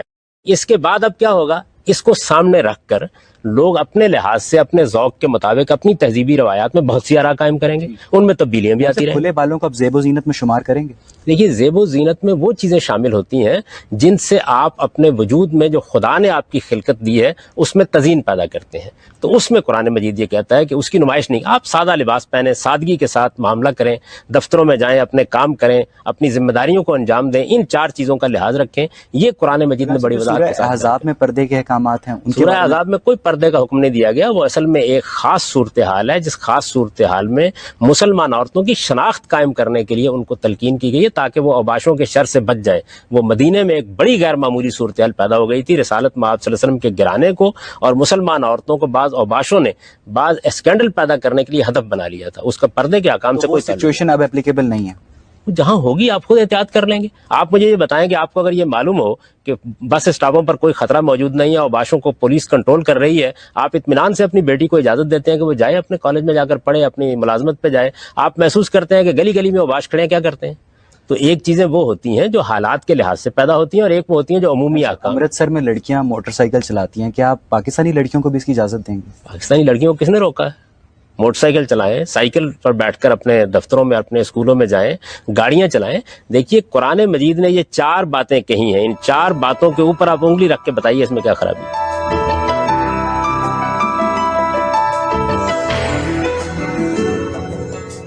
میں آپ کی پہلے کی بات ایک کوٹ کرنا چاہ رہی ہوں جس پہ آپ نے کہا ہے کہ مسلمان مرد اہل کتاب خواتین سے شادی کر سکتے ہیں ان کو دین کی طرف اٹریکٹ کرنے کے لیے. تو یہی کام خواتین بھی تو کر سکتی ہیں، وہ بھی تو کسی اہل کتاب مرد سے شادی کر سکتی ہیں. پھر آپ نے بات کی سربراہی کی کہ خاندان کا جو سربراہ ہوگا اس پہ بات آ جائے گی، لیکن آپ نے یہ بات خود ہی مانی ہے کہ خواتین بھی سربراہ ہو سکتی ہیں. تو اگر میں سمجھتی ہوں میرے اندر اتنی انفلوئنسنگ پاورز ہیں کہ میں کر سکتی ہوں کسی کو اٹریکٹ یا میں سپورٹ کر سکتی ہوں، تو پھر why can't I go for some that sort of a guy. دوسری بات کے جواب میں یہ عرض ہے کہ جس وقت خاتون سربراہی کی صلاحیت رکھتی ہوتی ہے تو بن جاتی ہے سربراہ، کون روکتا ہے اس کو. لیکن عمومی قانون کیا ہے؟ یعنی آپ جب ایک قانون، ایک ضابطہ بناتے ہیں یا آپ ایک عام ہدایت کرتے ہیں تو وہ اصل میں جنرل لا کے اصول پہ کرتے ہیں. ایکسیپشنز ہر جگہ موجود ہوتی ہیں. عورت پر کیا ذمہ داری ڈالی جائے معاش کی، یہ 2 باتیں بالکل الگ الگ ہیں. عورت کما کے لاتی ہے، مرد کے ساتھ کچھ نہ کچھ تعاون کر دیتی ہے، کیا ذمہ داری ہے اس کے اوپر؟ کیا گھر کا نظم اس طرح قائم کیا جائے گا کہ بچے 500 روپے باپ سے مانگیں گے اور 500 روپے ماں سے مانگیں گے؟ اس کے ساتھ گھر کا ادارہ نہیں وجود میں آ سکتا. ٹھیک ہے. ذمہ داری ڈالنے کے فرق سمجھ لیجئے. ذمہ داری ڈالنے کا مطلب یہ ہوتا ہے کہ اگر وہ کام نہیں کیا گیا تو آپ کو قانون کے سامنے جواب دہ ہونا پڑے گا. اور کنٹریبیوٹ آدمی کرتا ہے اپنے شوق سے. میری ذمہ داری ہے کہ میں زکوٰۃ دوں، یہ ذمہ داری ہے، اللہ کی راہ میں جتنا چاہے خرچ کروں. تو عورت کنٹریبیوٹ کرتی ہے آج کے معاشرے میں، یہ ایک الگ چیز ہے. ذمہ داری کس پر ہے؟ نان و نفقہ کس نے فراہم کرنا ہے؟ بچوں کے اخراجات کس نے پورے کرنے ہیں؟ وہ سربراہ نے پورے کرنے ہیں. آپ اس ترتیب کو الٹ دیں. میں تو یہ کہتا ہوں کہ الٹ دیں. جو اختیارات آپ ایک سربراہ کو دینا چاہتے ہیں وہ عورت کو بنا دیں، اس کو دے دیں. لیکن یہ اصل میں جو اللہ تعالیٰ کا بنایا ہوا نظم ہے اس کے خلاف ایک اقدام ہوگا, اس کے کچھ نتائج نکلیں. انفلوئنشل پاور ہے, جس طرح آپ کہہ رہے ہیں کہ اہل کتاب لڑکیوں سے اس لیے شادی کر سکتے ہیں تاکہ ان کو ٹریک کر سکے اسلام کی طرف. اگر میں سمجھتی ہوں میں کر سکتی ہوں تو پھر مجھے بھی کرنی چاہیے اب شادی. تک کا تجربہ تو بیوی اس کے بالکل برعکس بتا رہا ہے. میں نے آپ کو بتایا ہے کہ ایک مرتبہ بھی اس میں کامیابی نہیں ہوئی. اگر آپ یہ کر سکتی ہیں تو پہلے کر لیجئے, مسلمان ہو جائے گا تو کسی کو شادی کرنے پہ اعتراض نہیں ہے. لیکن گھر بننا ہے, اس کا ایک سربراہ ہے, آپ کو اپنا گھر چھوڑ کے اس کے گھر میں جانا ہے, معاشی ذمہ داری اس نے اٹھانی ہے, بچے انفلوئنس ہونے ہیں. اس میں اتنا بڑا رسک اگر آپ لینے کے لیے تیار ہیں تو بسم اللہ لے لیجیے. آج کل کے ماڈرن ورلڈ میں اکثر ایسا ہوتا ہے کہ عورت جو ہے مرد سے زیادہ کنٹریبیوٹ کرتی ہے اور وہ گھر کی ہیڈ بن جاتی ہے, اور اس کی کنٹریبیوشن کے بغیر خاندان نہیں چل سکتا. اس سچویشن میں جب عورت ہیڈ بن جاتی ہے تو اس کو انہیریٹنس آدمیوں سے ایکول نہیں ملنی چاہیے. جی بات یہ ہے کہ وہ اپنے گھر کی بنے گی تو اپنے مرد سے تقاضا کرے نا اس بات کا. یہ تو والدین سے لینا ہے. والدین کا گھر تو اس نے چھوڑ دیا اور چھوڑ کے ایک دوسرا گھر اختیار کر لیا. عورت اور مرد کا تقابل نہیں ہے میری بہن, رشتے کا تعلق ہے. یعنی آپ کا جو رشتہ ہے اس کے لحاظ سے آپ سے کتنا نفع کسی کو پہنچ رہا ہے. جس وقت ہم اپنی بچی کی شادی کر دیتے ہیں تو اس کی منفعت بہت حد تک اس کے شوہر کی طرف منتقل ہو جاتی ہے.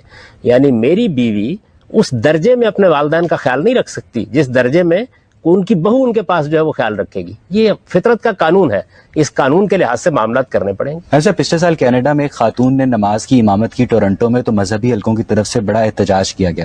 تو ہم سب ایک عورت مسلمانوں میں نماز کی امامت نہیں کر سکتی. یہ بات, یہ اس کا تعلق تو اصل میں روایات سے ہوتا ہے. یعنی کسی سوسائٹی کے اندر جو روایتیں قائم ہو جاتی ہیں عام طور پر لوگ اس کے بارے میں حساس ہوتے ہیں. جو اسلام کا قانون ہے اس میں یہ مسئلہ سرے سے زیر بحث نہیں. اور اس کے بالکل برخلاف آپ دیکھیں کہ روایتوں میں یہ ذکر ملتا ہے کہ ام ورقہ کو رسالت باب صلی اللہ علیہ وسلم نے اپنے محلے کی مسجد کا امام مقرر کیا تھا. ڈاکٹر حمید اللہ نے یہ روایت بیان کرتے تھے. ان کے مؤذن کا نام آتا ہے کہ وہ ایک مرد تھا جو اذان دیتا تھا. ظاہر ہے اذان دینے کے بعد کہیں اور نماز پڑھنے کے لیے تو نہیں جاتا ہوگا. سیدنا عمر کے زمانے تک وہ ذمہ داریاں ادا کرتی رہیں. تو یہ اس طرح کی بہت سی چیزیں ایسی ہیں کہ جو ٹریڈیشن میں لوگوں کے ہاں قائم ہو جاتی ہیں, ان کا کوئی مذہبی احکام سے تعلق نہیں ہوتا. ہم صاحب, میرا سوال لانڈیوں سے متعلق ہے. جو امام غزالی صاحب ہیں انہوں نے اپنی کتاب احیاء العلوم میں جو ہے لکھا ہے کہ نکاح کا مطلب ہے لانڈی ہو جانا. تم لانڈی بنتی ہو اپنے شوہر کی, لہٰذا تم پر واجب ہے کہ تم ان کی فرما بردار رہو. اب لانڈی کو کوئی رسپیکٹیبل سٹیٹس تو حاصل نہیں تھا اس دور میں, بلکہ اس کو تو تعظیم بخشی گئی کہ ان کے ساتھ نکاح کر لیا جائے, تب حلال کر دی گئی. تو ایک تو یہ کانٹروڈکشن مجھے نظر آتی ہے, اور دوسرا یہ کہ انہوں نے مزید کہا, امام غزالی صاحب نے کہا ہے کہ مرد کو مجرد نہیں رہنا چاہیے, اس کو 2-3 بیویاں رکھنی چاہیے. اور اس کی وہ توجیہ کیا پیش کرتے ہیں کہ چونکہ مرد کو علمی مصروفیات کے لیے وقت نہیں مل پاتا اور گھر کے بہت سے کام کاج ہوتے ہیں, لہٰذا 2-3 بیویاں جو ہیں رکھنی چاہیے. اور اس کے علاوہ وہ یہ بھی کہتے ہیں کہ عورت کے مزاج میں بدخلقی ہوتی ہے اور اس میں علم کی بھی کمی ہوتی ہے, عقل کی کمی ہوتی ہے. تو یہ ہم ایسی انٹرپریٹیشنز کی موجودگی میں کیسے یقین کریں گے کہ اسلام کے دعوے پر کیسے یقین کریں گے کہ اسلام نے عورت کے اسٹیٹس میں کوئی ریسیشن نہیں آنے دی بلکہ اس میں ترقی ہوئی. امام غزالی ہوں یا امام ابو حنیفہ, میں ہوں یا کوئی اور, سب کی آراء کو قرآن مجید کی روشنی میں دیکھا جائے گا. قرآن مجید نے تو ان میں سے کوئی بات نہیں کہی. وہ تو دیکھیے یہ بتاتا ہے کہ جب اللہ تعالیٰ نے اس دنیا کی ابتدا کی تو آدم کے لیے ایک ہی حوا بنائی. اگر یہ امام غزالی کی جو بات آپ نقل فرما رہی ہیں ایسا ہی ہوتا تو پھر تو اللہ تعالیٰ کو یہ اہتمام سب سے پہلے کرنا چاہیے تھا کہ آدم کے لیے کم سے کم 3 حوا تو بناتے. ایسا تو نہیں کیا, ایک مرد و عورت سے زندگی شروع کی ہے. تو قرآن مجید کی روشنی میں دیکھیے اس نے کیا جگہ دی ہے. انٹرپریٹیشن جتنی بھی ہوتی ہیں وہ حالات کے لحاظ سے ہوتی رہتی ہیں, مختلف مفکرین اپنی بات پیش کرتے رہتے ہیں, اس میں بہت سے اثرات اپنے زمانے کے شامل ہو جاتے ہیں. قرآن مجید کیا بات کہتے ہیں. عام مسلمان طبقہ جو امام غزالی کو بڑا مانتا ہے وہ تو اسی بات پر یقین کرے گا نا. عام آدمی کو امام غزالی سے زیادہ قرآن کو ماننا چاہیے. اللہ کی کتاب اس کے گھر میں موجود ہے, اس کو اٹھا کر پڑھ لے, وہ کیا کہتی ہے. اس نے تو یہ تعبیریں اختیار نہیں کی. جی آپ پوچھیے. کہ مشرک مردوں کے لیے مشرک عورتیں, اسی طرح قرآن مجید میں آتا ہے کہ زانی مرد کے لیے زانی عورت. سوسائٹی میں مجھے کیسے پتا چلے گا, ایک عورت کو کیسے پتا چلے گا کہ جس سے وہ نکاح کرنے جا رہی ہے کیا وہ پاک پاک شخص ہے؟ اس کی ذرا وضاحت کریں. نہیں دیکھیے, قرآن مجید کا قانون یہ ہے کہ مرد کو بھی پاک دامن ہونا چاہیے, عورت کو بھی پاک دامن ہونا چاہیے. جس جگہ یہ آیت آئی ہے اس جگہ اصل میں ایک سزا کا بیان ہے, اور یہ بتایا گیا ہے کہ اگر کسی شخص کے خلاف مقدمہ چلا اور اس کو بدکاری کے جرم میں سزا دے دی گئی تو اس سزا کا ایک حصہ یہ بھی ہے کہ پھر کسی پاک دامن عورت سے اس کی شادی نہیں ہو سکتی. اس وجہ سے پتہ چلانے کی آپ کو ضرورت نہیں ہے. جس کو سزا ہوئی ہے عدالت میں جس کا معاملہ زیر بحث ہے اس کے بارے میں یہ قانون ہے. اچھا, آپ کہہ رہے ہیں کہ عورت اور مرد کے حقوق برابر ہیں. اگر آپ قرآن مجید کو اٹھا کے دیکھیں, اس زندگی کے علاوہ اگلی زندگی میں بھی عورت اور مرد کے حقوق برابر نہیں لگتے. مرد کو جنت میں حوروں کی تلقین کی گئی ہے, عورت کے لیے کیا کی ہے؟ بات یہ ہے کہ حور سے آپ کی کیا مراد ہے؟ حور اصل میں ایک ایڈجیکٹو ہے جو عورتوں کے حسن و جمال کو بیان کرنے کے لیے ہوتا ہے. عورت چونکہ ایک بڑی غیر معمولی نعمت ہے، جنت کی نعمتوں میں اس کا ذکر آ گیا ہے. یہ آپ نے کہاں سے نتیجہ نکال لیا کہ اس میں عورتوں کی ضرورتیں پوری نہیں کی جائیں گی؟ قرآن مجید تو جنت کی تعبیر یہ کرتا ہے کہ تم جو کچھ وہاں چاہو گے تمہیں ملے گا، اور مردوں کو بھی کہتا ہے عورتوں کو بھی ملے گا. مرد کے لیے عورت ایک عظیم نعمت ہے اور عورتوں کے لیے مرد محض ایک ضرورت ہے. قرآن مجید وہاں جنت کی نعمتوں کا ذکر کر رہا ہے، ضرورتوں کا ذکر نہیں کر رہا.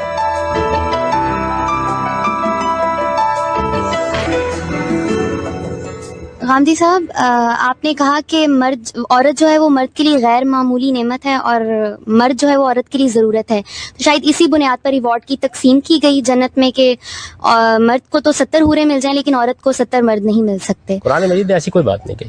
اور آپ اللہ کی کتاب کو پڑھیں. دیکھیے، سنی سنائی باتوں کی بنیاد کے اوپر جب مذہب کے بارے میں رائے قائم کی جائے گی، قصوں اور کہانیوں کی بنیاد. نعمت میں کہہ رہی ہوں تو جسٹیفائڈ ہو جاتی ہے نا. جب آپ نعمت کہتے ہیں تو اس کا مطلب ہے کہ 70 حوریں مل رہی ہیں تو نعمت کے طور پر مل رہی ہیں. اصولی بات کر دی نا جی. اس لیے ہمیں 70 مرد نہیں مل رہے ہیں. لکم فیہا ما تشتہون، تم جو وہاں چاہو گے تم کو مل جائے گا. یہ جنت ہے.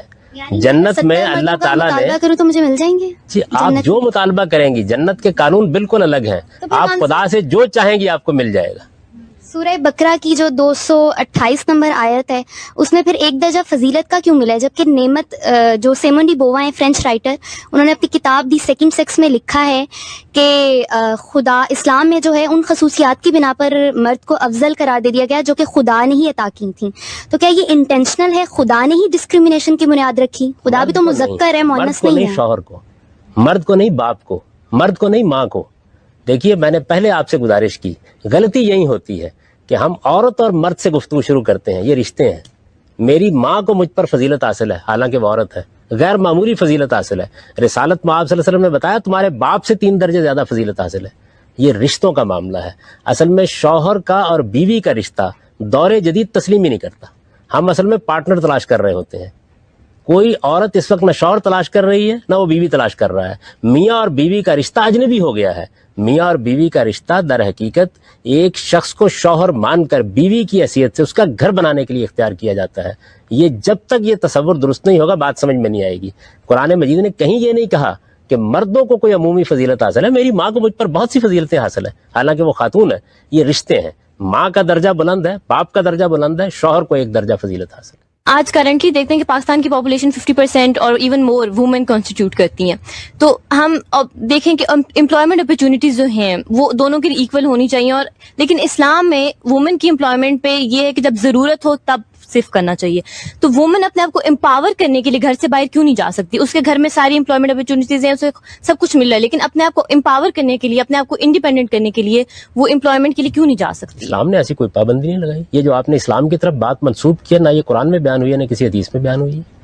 اسلام آپ کو حق دیتا ہے آپ معاشی جدوجہد کریں، اپنے گھر کے معاملات کو درست رکھیں اور اپنے شوہر کے ساتھ موافقت کا رویہ اختیار کر کے جو جی چاہے کریں. گھر کو خراب نہیں ہونا چاہیے. آپ کے بچوں کی ذمہ داریاں آپ کو پوری کرنی چاہیے کیونکہ وہ آپ کی اولین ذمہ داریاں ہیں. ان کے بعد آپ جو جی چاہے کریں. اس میں لکھا ہوا ہے کہ ان کیس آف نیڈ اگر آپ کو ضرورت ہے تو تبھی آپ گھر سے میں باہر آپ کو جائیں. اطمینان دلاتا ہوں، یہ بات قرآن مجید میں زیر بحث ہی نہیں، یہ بات کسی حدیث میں بھی زیر بحث نہیں ہے.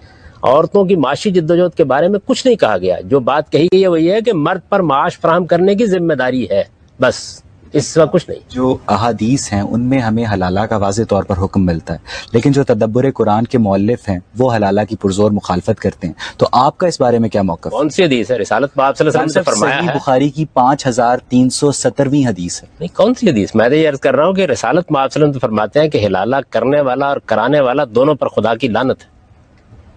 رسالت میں آپ صلی اللہ علیہ وسلم تو فرمایا ہے کہ حلالہ کرنے والا ایک تیسے مستعار ہے. میں اس مجلس میں اس کا ترجمہ نہیں کر سکتا. کرائے کا سانڈ اس کا مطلب ہوتا ہے. اتنے سخت الفاظ میں اس کی تنبیہ کی ہے. کس جگہ کا ہے؟ یعنی یہ حدیث پھر ضعیف ہوئی؟ معلوم نہیں کون سی حدیث ہے، اس کے بارے میں آپ بتائیں. صحیح بخاری کی حدیث. حلالہ نام کی کسی چیز کو اسلام نے کبھی جائز قرار نہیں دیا. یہ تو ایک سازش پر مبنی نکاح ہوتا ہے. اس کو اسلام جیسا دین کیسے جائز قرار دے سکتا ہے؟ یہ ایک بالکل ہی احمقانہ بات ہے. کسی درجے میں بھی اس بات کو جائز نہیں کیا. رسالت میں آپ صلی اللہ علیہ وسلم نے تو یہ کہا ہے کہ لعن اللہ المحلل والمحلل لہ. حلالہ کرنے والے اور حلالہ کروانے والی دونوں کے بارے میں یہ فرمایا کہ لعنت ہے اس کے اوپر. کسی طرح اسلام اس کو گوارا نہیں کر سکتا. اس کا کوئی سوال ہی نہیں. آپ پوچھیں. میرا سوال یہ ہے کہ دیکھیں آج کل کے دور میں اسلام کی روشنی میں عورت کیا برابری کا کردار ادا کر سکتی ہے. ایک جو ہے ٹریڈیشنلسٹ ویو ہے عورت کا، اور ایک ہے ماڈرنسٹ ویو جس کو آپ ویسٹرنائز ویو کہتے ہیں. ٹریڈیشنلسٹ ویو میں جو عورت سے ایکسپیکٹیشن رکھی گئی ہے وہ یہ ہے کہ وہ گھر کو سنبھالے گی، وہ اپنے جب تک ماں باپ کے گھر میں ماں باپ کی خدمت گزاری کرے گی، جب شادی ہو جاتی ہے تو شوہر کی خدمت گزاری کرے گی، بچوں کی پرورش کرے گی، ان کی دیکھ بھال کرے گی. یہ جو ہے مطلب یہاں پر کہ خاندان یا فیملی یونٹ کے اندر عورت جو ایک زنجیر کی مانند ہے جو ایک فیملی یونٹ کو اکٹھا رکھ رہی ہے. دوسرا جو ویسٹرنائزڈ ویو ہے اس میں ایک عورت کو ایک سیپریٹ انڈیپینڈنٹ اینٹی ملتی ہے، وہ اپنی خواہشات رکھتی ہے، اپنے خیالات رکھتی ہے، اس کی اپنی خواہشات ہیں جو وہ پوری کرنا چاہتی ہے، اور آج کل کی سوسائٹی اسے ایک موقع دیتی ہے کہ وہ خواہشات پوری کر سکے، وہ وہی اپرچونیٹیز اویل کر سکے جو کہ ایک مرد کو مل رہی ہیں. تو اسلام کی روشنی میں کون سا ایسا ماڈریٹ، اسلام تو ایوالونگ مذہب ہے نا، وہ عورت کو کس طرح امپاور کرتا ہے کہ وہ ٹریڈیشنلسٹ ویو کے ساتھ ساتھ اپنی ذمہ داریاں نبھاتے ہوئے کیا کر سکتی ہے وہ آج کل کی سوسائٹی میں. بات یہ ہے کہ اسلام کو آپ قرآن مجید کی روشنی میں جب دیکھیں گے تو وہ سوائے اس کے کہ رشتوں کو قائم کرتا ہے، رشتوں کے تقدس کو قائم کرنا چاہتا ہے، اس کے لیے قانون سازی کر دیتا ہے. باقی معاملات میں اس نے آپ کو آزاد چھوڑ دی ہے. آپ اگر ٹریڈیشنل ویو میں کوئی خرابی پاتی ہیں تو آپ اس کو درست کریں. لوگوں کے اخلاق میں، لوگوں کے کردار میں تبدیلیاں آ جائیں گی اس کے نتیجے میں. اسلام کو اس پر کوئی اعتراض نہیں ہوگا. اسلام تو صرف وہ باتیں کہتا ہے جو میں نے آپ کو بتا دی ہیں کہ جو رشتے قائم کر دیے گئے ہیں وہ انسانیت کی ضرورت ہے. باپ کو برابری کی سطح پر نہ لائیے، ماں کو برابری کی سطح پر نہ لائیے، شوہر کو برابری کی سطح پر نہ لائیے. یہ اگر برابری کی سطح پر کھڑے کر دیے گئے تو اس کے بعد خاندان کا ادارہ ختم ہو جائے گا، ہمیشہ کے لیے ختم ہو جائے گا. اور یہ اتنی بڑی نعمت انسان سے چھن جائے گی جس کے بعد نہ بوڑھوں کے لیے کچھ باقی رہے گا نہ بچوں کے لیے کچھ باقی رہے گا. بس اس کے بعد آپ آزاد ہیں. آپ نے کہا کہ آبویسلی جتنے بھی عورت کو سیکیورٹیز دی گئی ہیں مرد کی طرف سے دی گئی ہیں، اس کو لیڈرشپ دی گئی ہے تاکہ وہ ہر قسم کا تحفظ دے عورت کو. تو کیا وجہ آج کل کے ایون آج کل اگر ہم تاریخ بھی دیکھیں تو جتنی بھی ویمن ایکسپلائٹیشن ہوئی ہے وہ سب کا ذمہ دار مرد ہے، جبکہ عورت کو اتنا وہ کیا گیا ہے کہ تاکہ وہ پبلک پراپرٹی نہ بنے تھرو پروسٹیوشن، مرد کو 4 شادی کرنے کا حق بھی ہے. تو آپ کیا یہ بات بھی کوئی صحیح تعبیر نہیں ہے. اسلام نے ایک سے زیادہ شادی پر پابندی نہیں لگائی. حق دیا کا کیا مطلب ہے؟ ایک سے زیادہ شادی پر اگر پابندی لگا دی جاتی ہے نا، تاکہ ایک جو آپ عورتوں کو ان کے حقوق کا تحفظ ان کو دیا جائے، وہ پبلک پراپرٹی نہ بنے، وہ پروسٹیوشن میں کسی طرح انوالو نہ ہو، ان کی رائٹس ایکسپلائٹ نہ ہو. تو پھر آپ کیا کہیں گے کہ کیا وجہ آج کل مرد ہی سارے اس ایکسپلائٹیشن کے ذمہ دار ہیں؟ آج کل میری بہن جو کچھ ہوتا ہے اور ماضی میں جو کچھ ہوتا رہا ہے یہ اسلام سے پوچھ کر نہیں ہوتا. میں نے تو آپ سے عرض کیا نا کہ ریاست کا ادارہ ہے، کتنا اعلیٰ ادارہ ہے، اس کے ساتھ ہم کیا کر رہے ہیں؟ روزمرہ کیا دیکھتے ہیں؟ کس طرح ہم نے اداروں کو تباہ کیا ہے، اپنے ملک میں کس طریقے سے تضحیک کا سامان کیا ہے. اس کا تعلق نہ اسلام سے ہے نہ جمہوری اقدار سے.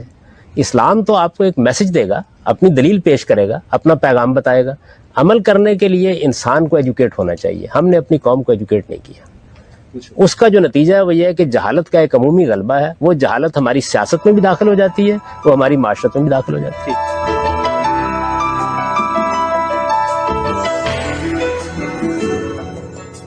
میرا یہ سوال ہے آپ سے کہ پیغمبر ہوں یا اولیاء کرام ہوں یا نبی اکرم صلی اللہ علیہ وسلم ہیں تو یہ سب مرد ہی کیوں ہیں، عورت کیوں نہیں؟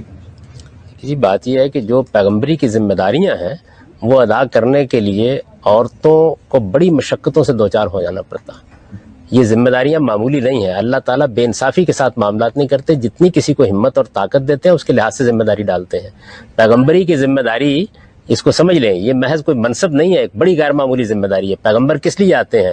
وہ اپنی قوم پر اللہ کی حجت تمام کرنے کے لیے آتے ہیں.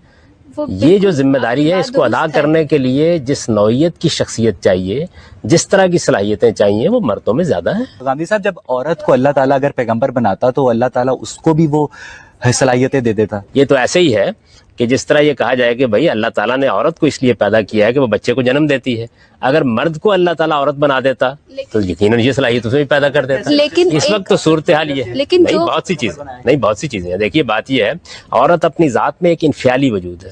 وہ اپنی شخصیت کے اندر بڑی نزاکت اور بڑا حسن رکھتی ہے. وہ چیزوں کے ساتھ ایڈجسٹ کرتی ہے. اس کے اندر اس طرح کا تحکم اور اگریشن عام طور پر نہیں ہوتا.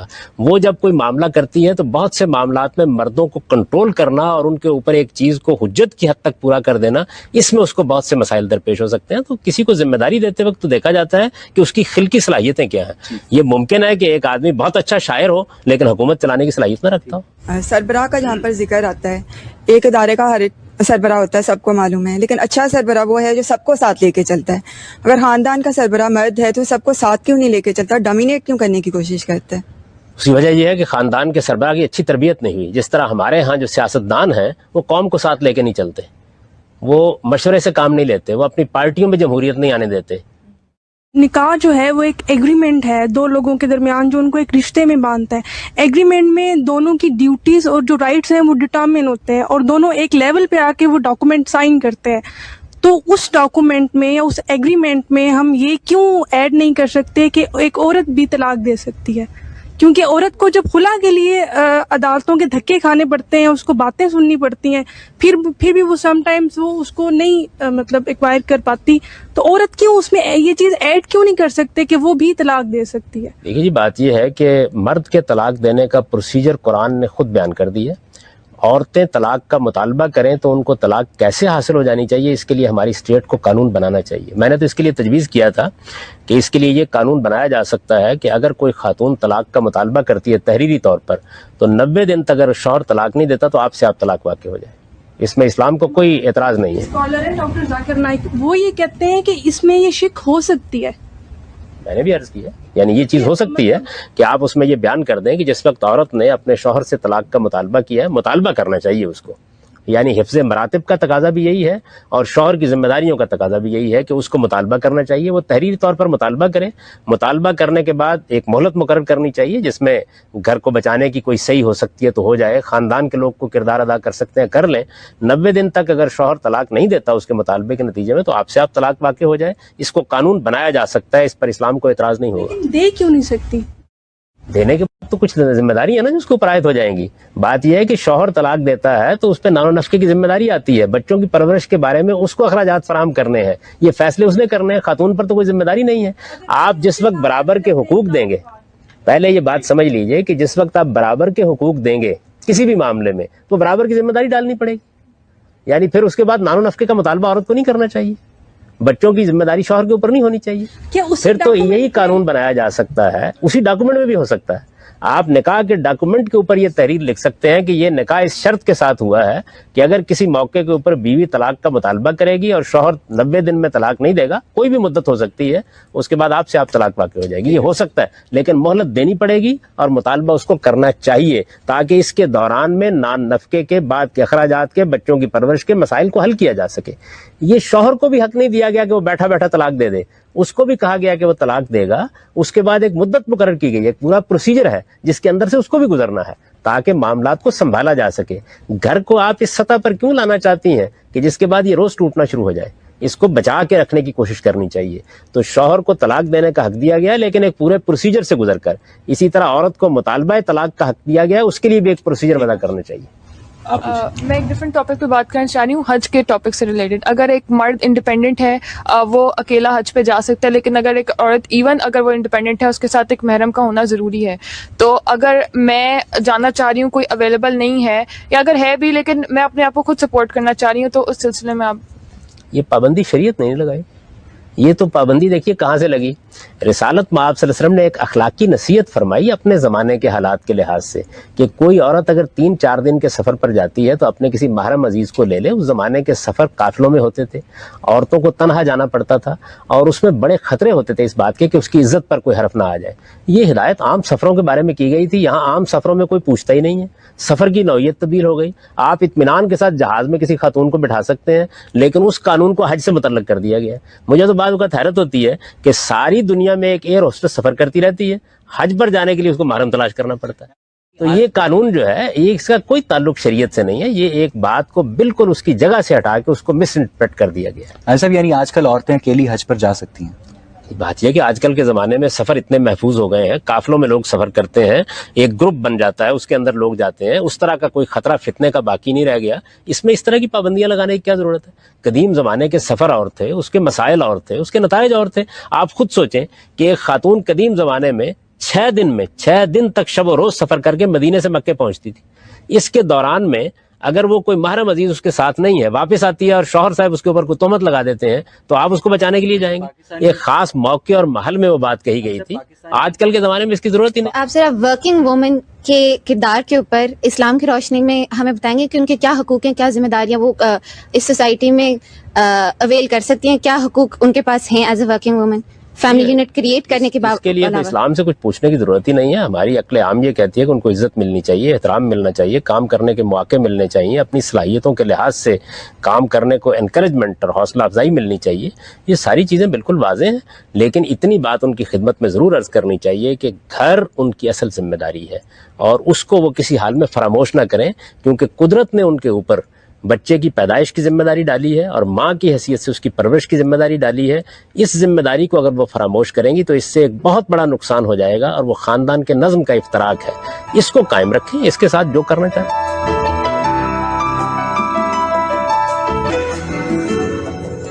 صاحب عورت کے لیے شادی کرنا لازمی؟ مرد کے لیے بھی شادی کرنا لازمی نہیں ہے، دونوں کی اپنی مرضی ہے۔ جب انہوں نے شادی کرنے کا فیصلہ کیا ہے، دیکھیے کسی شخص کے لیے یہ لازم نہیں ہے کہ وہ پاکستان کی فوج میں بھرتی ہو جائے، لیکن جب پاکستان کی فوج میں آپ بھرتی ہو جاتے ہیں تو وہاں کا ایک ڈسپلن ہے جس کی آپ کو پابندی کرنی چاہیے۔ مرد اور عورت دونوں پر شادی کرنا لازم نہیں کیا گیا، لیکن جس وقت آپ شادی کریں گے تو کچھ ذمہ داریاں مرد کو قبول کرنی پڑیں گی، کچھ عورت کو قبول کرنی پڑیں گی، اس کے بغیر یہ ادارہ بن نہیں سکتا۔ ولی کی مرضی کے بغیر شادی جائز ہے؟ ولی کی مرضی کو قانون کا حصہ نہیں بنایا گیا، ترغیب کا حصہ بنایا گیا، یعنی یہ بات بتائی گئی ہے کہ اگر آپ شادی کرنے لگے ہیں، مرد ہے یا عورت ہے، تو آپ اپنے خاندان کے لوگوں کو انوالو کریں، آپ اپنے والدین کو ساتھ لیں، تاکہ شادی کا ادارہ اسی طرح وجود میں آئے جس طرح کہ وہ ایک اچھے معاشرے میں وجود پذیر ہوتا ہے۔ لیکن اگر فرض کر لیجئے کہ ایک مرد و عورت شادی کر لیتے ہیں، اور شادی کیا ہے؟ ایجاب و قبول ہے نا، آپ گلی میں کھڑے ہو کے یہ کہہ دیتے ہیں کہ آج کے دن سے میں اور یہ میاں بیوی ہیں، بس نکاح ہو گیا۔ یہ نکاح جو ہے یہ مرد اور عورت کے آزادانہ فیصلے سے ہوتا ہے، لیکن نکاح کیا چیز ہے؟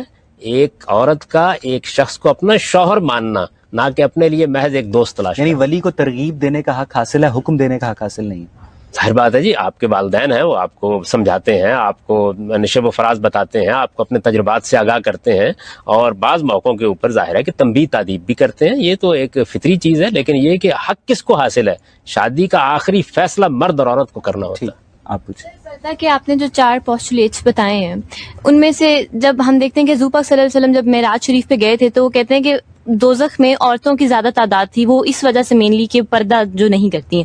تو سر پہلا تو بات یہ آتی ہے کہ مرد اپنی نظر میں حیا پیدا کریں، تو اس سلسلے میں اسلام کیا کہتا ہے؟ مردوں کے لیے کیا وعید ہے؟ آپ نے بیان کیا، یہ واقعہ کہیں بھی مذکور نہیں، یعنی سر اسے ہرگز چھوڑ کہیں دیں، مذکور آپ نہیں۔ اس طرح کی بہت سی جنرلی بتائیں کہ اس طرح کی بہت سی باتیں عام طور پر لوگ سنا دیتے ہیں، حدیثوں کی طرف نسبت کر کے سنا دیتے ہیں، قرآن کی طرف نسبت کر کے سنا دیتے ہیں۔ ان میں کوئی بات نہ قرآن میں بیان ہوئی ہے نہ حدیث میں بیان ہوئی ہے۔ جو بات رسالت مآب صلی اللہ علیہ وسلم نے کہی ہے وہ یہ ہے کہ خواتین کو بھی اس کا لحاظ کرنا چاہیے، اور قرآن نے بھی یہی کہا ہے کہ وہ اپنی شرمگاہوں کی حفاظت کریں، وہ اپنی زینتوں کی نمائش نہ کریں، وہ اپنے سینے کو ڈھانپ کر رکھیں۔ یہی باتیں حدیثوں میں بیان ہوئی ہیں۔ آپ اس کو پردہ کہہ لیں، آپ اس کو ایٹیکیٹس کہہ لیں، مردوں اور عورتوں کے ملنے کے جو نام چاہے دے لیں، لیکن یہ آداب بتائے گئے ہیں جن کو ہر حال میں ملحوظ رکھنا چاہیے۔ ٹھیک ہے۔ گھر کے سربراہ کی ذمہ داری ہے کہ وہ گھر کے اخراجات پورے کرے۔ جب زکوٰۃ کی باری آتی ہے تو عورت کے پاس زیور ہے، زکوٰۃ اسی پہ عورت پہ ہی فرض ہے۔ اگر اس کا مرد زکوٰۃ نہیں دیتا اور عورت خود کماتی نہیں ہے، کما سکتی نہیں ہے، تو پھر وہ کیا کرے؟ وہ کہاں پہ جائے؟ یہ عورت کے پاس زیور ہے تو زیور میں سے زیور کی زکوٰۃ دے دے۔ اگر میاں سے درخواست کرتی ہے اور وہ مان لیتا ہے اس بات کو تو ضرور، لیکن یہ اخراجات پورے کرنا نہیں ہے، یہ نیکی کا ایک کام کرنا ہے۔ اخراجات پورے کرنا ایک اور چیز ہے اور نیکی کا کام کرنا ایک اور چیز ہے۔ تو ایسے ہی ہے کہ جیسے میں آپ کی جگہ نماز پڑھ لوں، زکوٰۃ فرض ہوئی ہے مجھ پر اس لیے تاکہ میں اپنے مال میں سے کچھ خدا کی راہ میں خرچ کروں، معاشرے کی خدمت کے لیے خرچ کروں۔ یہ کوئی دوسرا کر دے گا تو آپ کا فرض کیسے ادا ہو جائے گا؟ تو اگر عورت کے پاس زیور ہے تو زیور کا کچھ حصہ دے دے اللہ کی راہ میں زکوٰۃ کے طور پر۔ شوہر مدد کر دیتا ہے، بہت اچھی بات ہے، لیکن یہ ذمہ داری نہیں، ذمہ داری اخراجات پورے کرنے کی ہے، نماز پڑھ کے دینے کی ذمہ داری نہیں ہے اس میں۔ سر میں آپ سے پوچھنا ہی چاہتا ہوں کہ دوستی کا ایک مطلب انڈرسٹینڈنگ ہوتا ہے، ٹھیک ہے؟ کیا میاں اور بیوی کے درمیان اس رشتے کے علاوہ دوستی کو آپ نیگلیکٹ کرتے ہیں؟ نہیں، دیکھیے بات یہ ہے کہ میاں اور بیوی کا رشتہ ہو یا باپ اور اولاد کا رشتہ ہو، آپ ساری چیزیں پیدا کیجئے لیکن رشتے کی بنیاد کو کبھی نہ ڈھانے دیجئے۔ میاں اور بیوی کے رشتے میں اور باپ اور اولاد کے رشتے میں ایک درجے کے نظم و نسق کو، ڈسپلن کو مان کر، دوسرے کو سربراہ سمجھ کر اس کے ساتھ رویہ اختیار کرنا، یہ اس کی بنیاد ہے. اس کے بعد آپ دوستی کیجئے، آپ محبت کیجئے، آپ جو جی چاہے کیجئے، لیکن اس بنیاد کو آپ چیلنج نہ کریں. سر باپ اور بیٹے کے رشتے کا لیول اور ہے اور میاں بیوی کے رشتے کا لیول اور ہے. میاں اور بیوی کے رشتے کا لیول آپ طے کیسے کریں گے؟ یعنی وہ طے کیا جائے گا دنیا کے مجموعی نظم کو سامنے رکھ کے. جس رشتے سے اولاد پیدا ہونی ہے، جس میں ماں اور باپ کے رشتے وجود میں آنے ہیں، جس میں بڑھاپا آنا ہے، جس میں زندگی کے فیصلے کرنے ہیں، کل بچے کو تعلیم پانی ہے اس کے فیصلے کرنے ہیں، اس کی سربراہی کس کے پاس ہوگی؟ اس سربراہی کے بغیر گھر کا نظم و نسق 2 دن میں نہیں چل سکتا. دوستی، تعلق، یہ ساری چیزیں جو ہیں یہ ثانوی ہیں.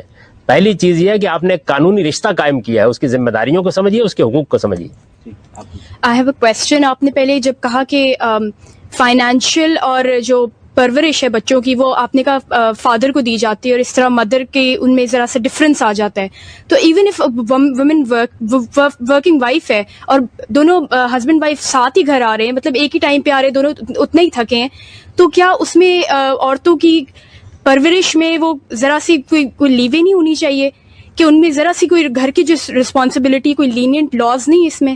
نہیں، دیکھیے گھر کی رسپانسبلٹی یا باہر کی رسپانسبلٹی اپنے حالات کے لحاظ سے آپ طے کرتے ہیں. اصل میں مرد پر جو ذمہ داری ڈالی گئی ہے وہ یہ ہے کہ اس کو آپ کے معاشی اخراجات پورے کرنے ہیں. یعنی شوہر کی حیثیت سے اس کو آپ کے معاشی اخراجات پورے کرنے ہیں، یہ ذمہ داری اس پر ہے. عورت کی کسی ذمہ داری کا تو کوئی ذکر ہی نہیں ہے سرے سے.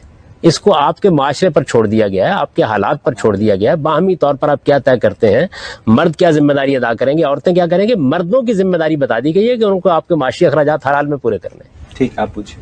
سر آدھی گواہی کے متعلق ذرا وضاحت کر دیں تھوڑی سی، جو ہے کہ جب ادھار کے معاملات طے کرنے بیٹھو مومنو تو 2 مرد گواہ کر لو، اگر میسر نہ ہو تو 1 مرد کی جگہ 2 عورتیں لے لو. اس کا آدھی گواہی سے کوئی تعلق ہی نہیں. میں نے آپ کو بتا دیا کہ گواہی کا فیصلہ قاضی کو کرنا ہوتا ہے. یہ تو یہ بتایا جا رہا ہے، آپ کو یہ بتایا جا رہا ہے کہ آپ اگر کوئی دستاویز لکھتے ہیں، آج یہ دستاویز لکھیں گے، ہو سکتا ہے 10 سال بعد یہ زیر بحث آئے، 15 سال بعد زیر بحث آئے. تو پہلی بات قرآن نے کہی ہے کہ آپ مردوں کو گواہ بنائیں، اور دوسری بات یہ کہی ہے کہ اگر کسی موقع کے اوپر مرد میسر نہیں ہے اور کسی عورت کو گواہ بنانا پڑتا ہے تو تنہا نہ بنائیں، اس کے ساتھ سہارے کے لیے کسی دوسری عورت کا اہتمام کر دیں. عدالت میں جائے گی، جر و نقد ہوگی، گھر در میں رہنے والی خاتون ہے، آپ کے مال کو نقصان ہو جائے گا اس کے نتیجے میں. تو اس لیے نہیں بنائی جا رہی عورتیں گواہ کیونکہ اسلام یہ نہیں چاہتا کہ معاشی معاملات میں اس کو گھسیڑا جائے عدالت میں. وہ اس لیے کہہ رہا ہے، آگے چل کے آپ ذرا آیت کی ذرا تشریح کریں مزید، کہ وہ اس لیے کہہ رہا ہے کہ اگر ایک بھول جائے، یا کچھ مفسرین لکھتے ہیں ایک غلطی کرے تو دوسرا اس کو یاد دہانی کرا دیں.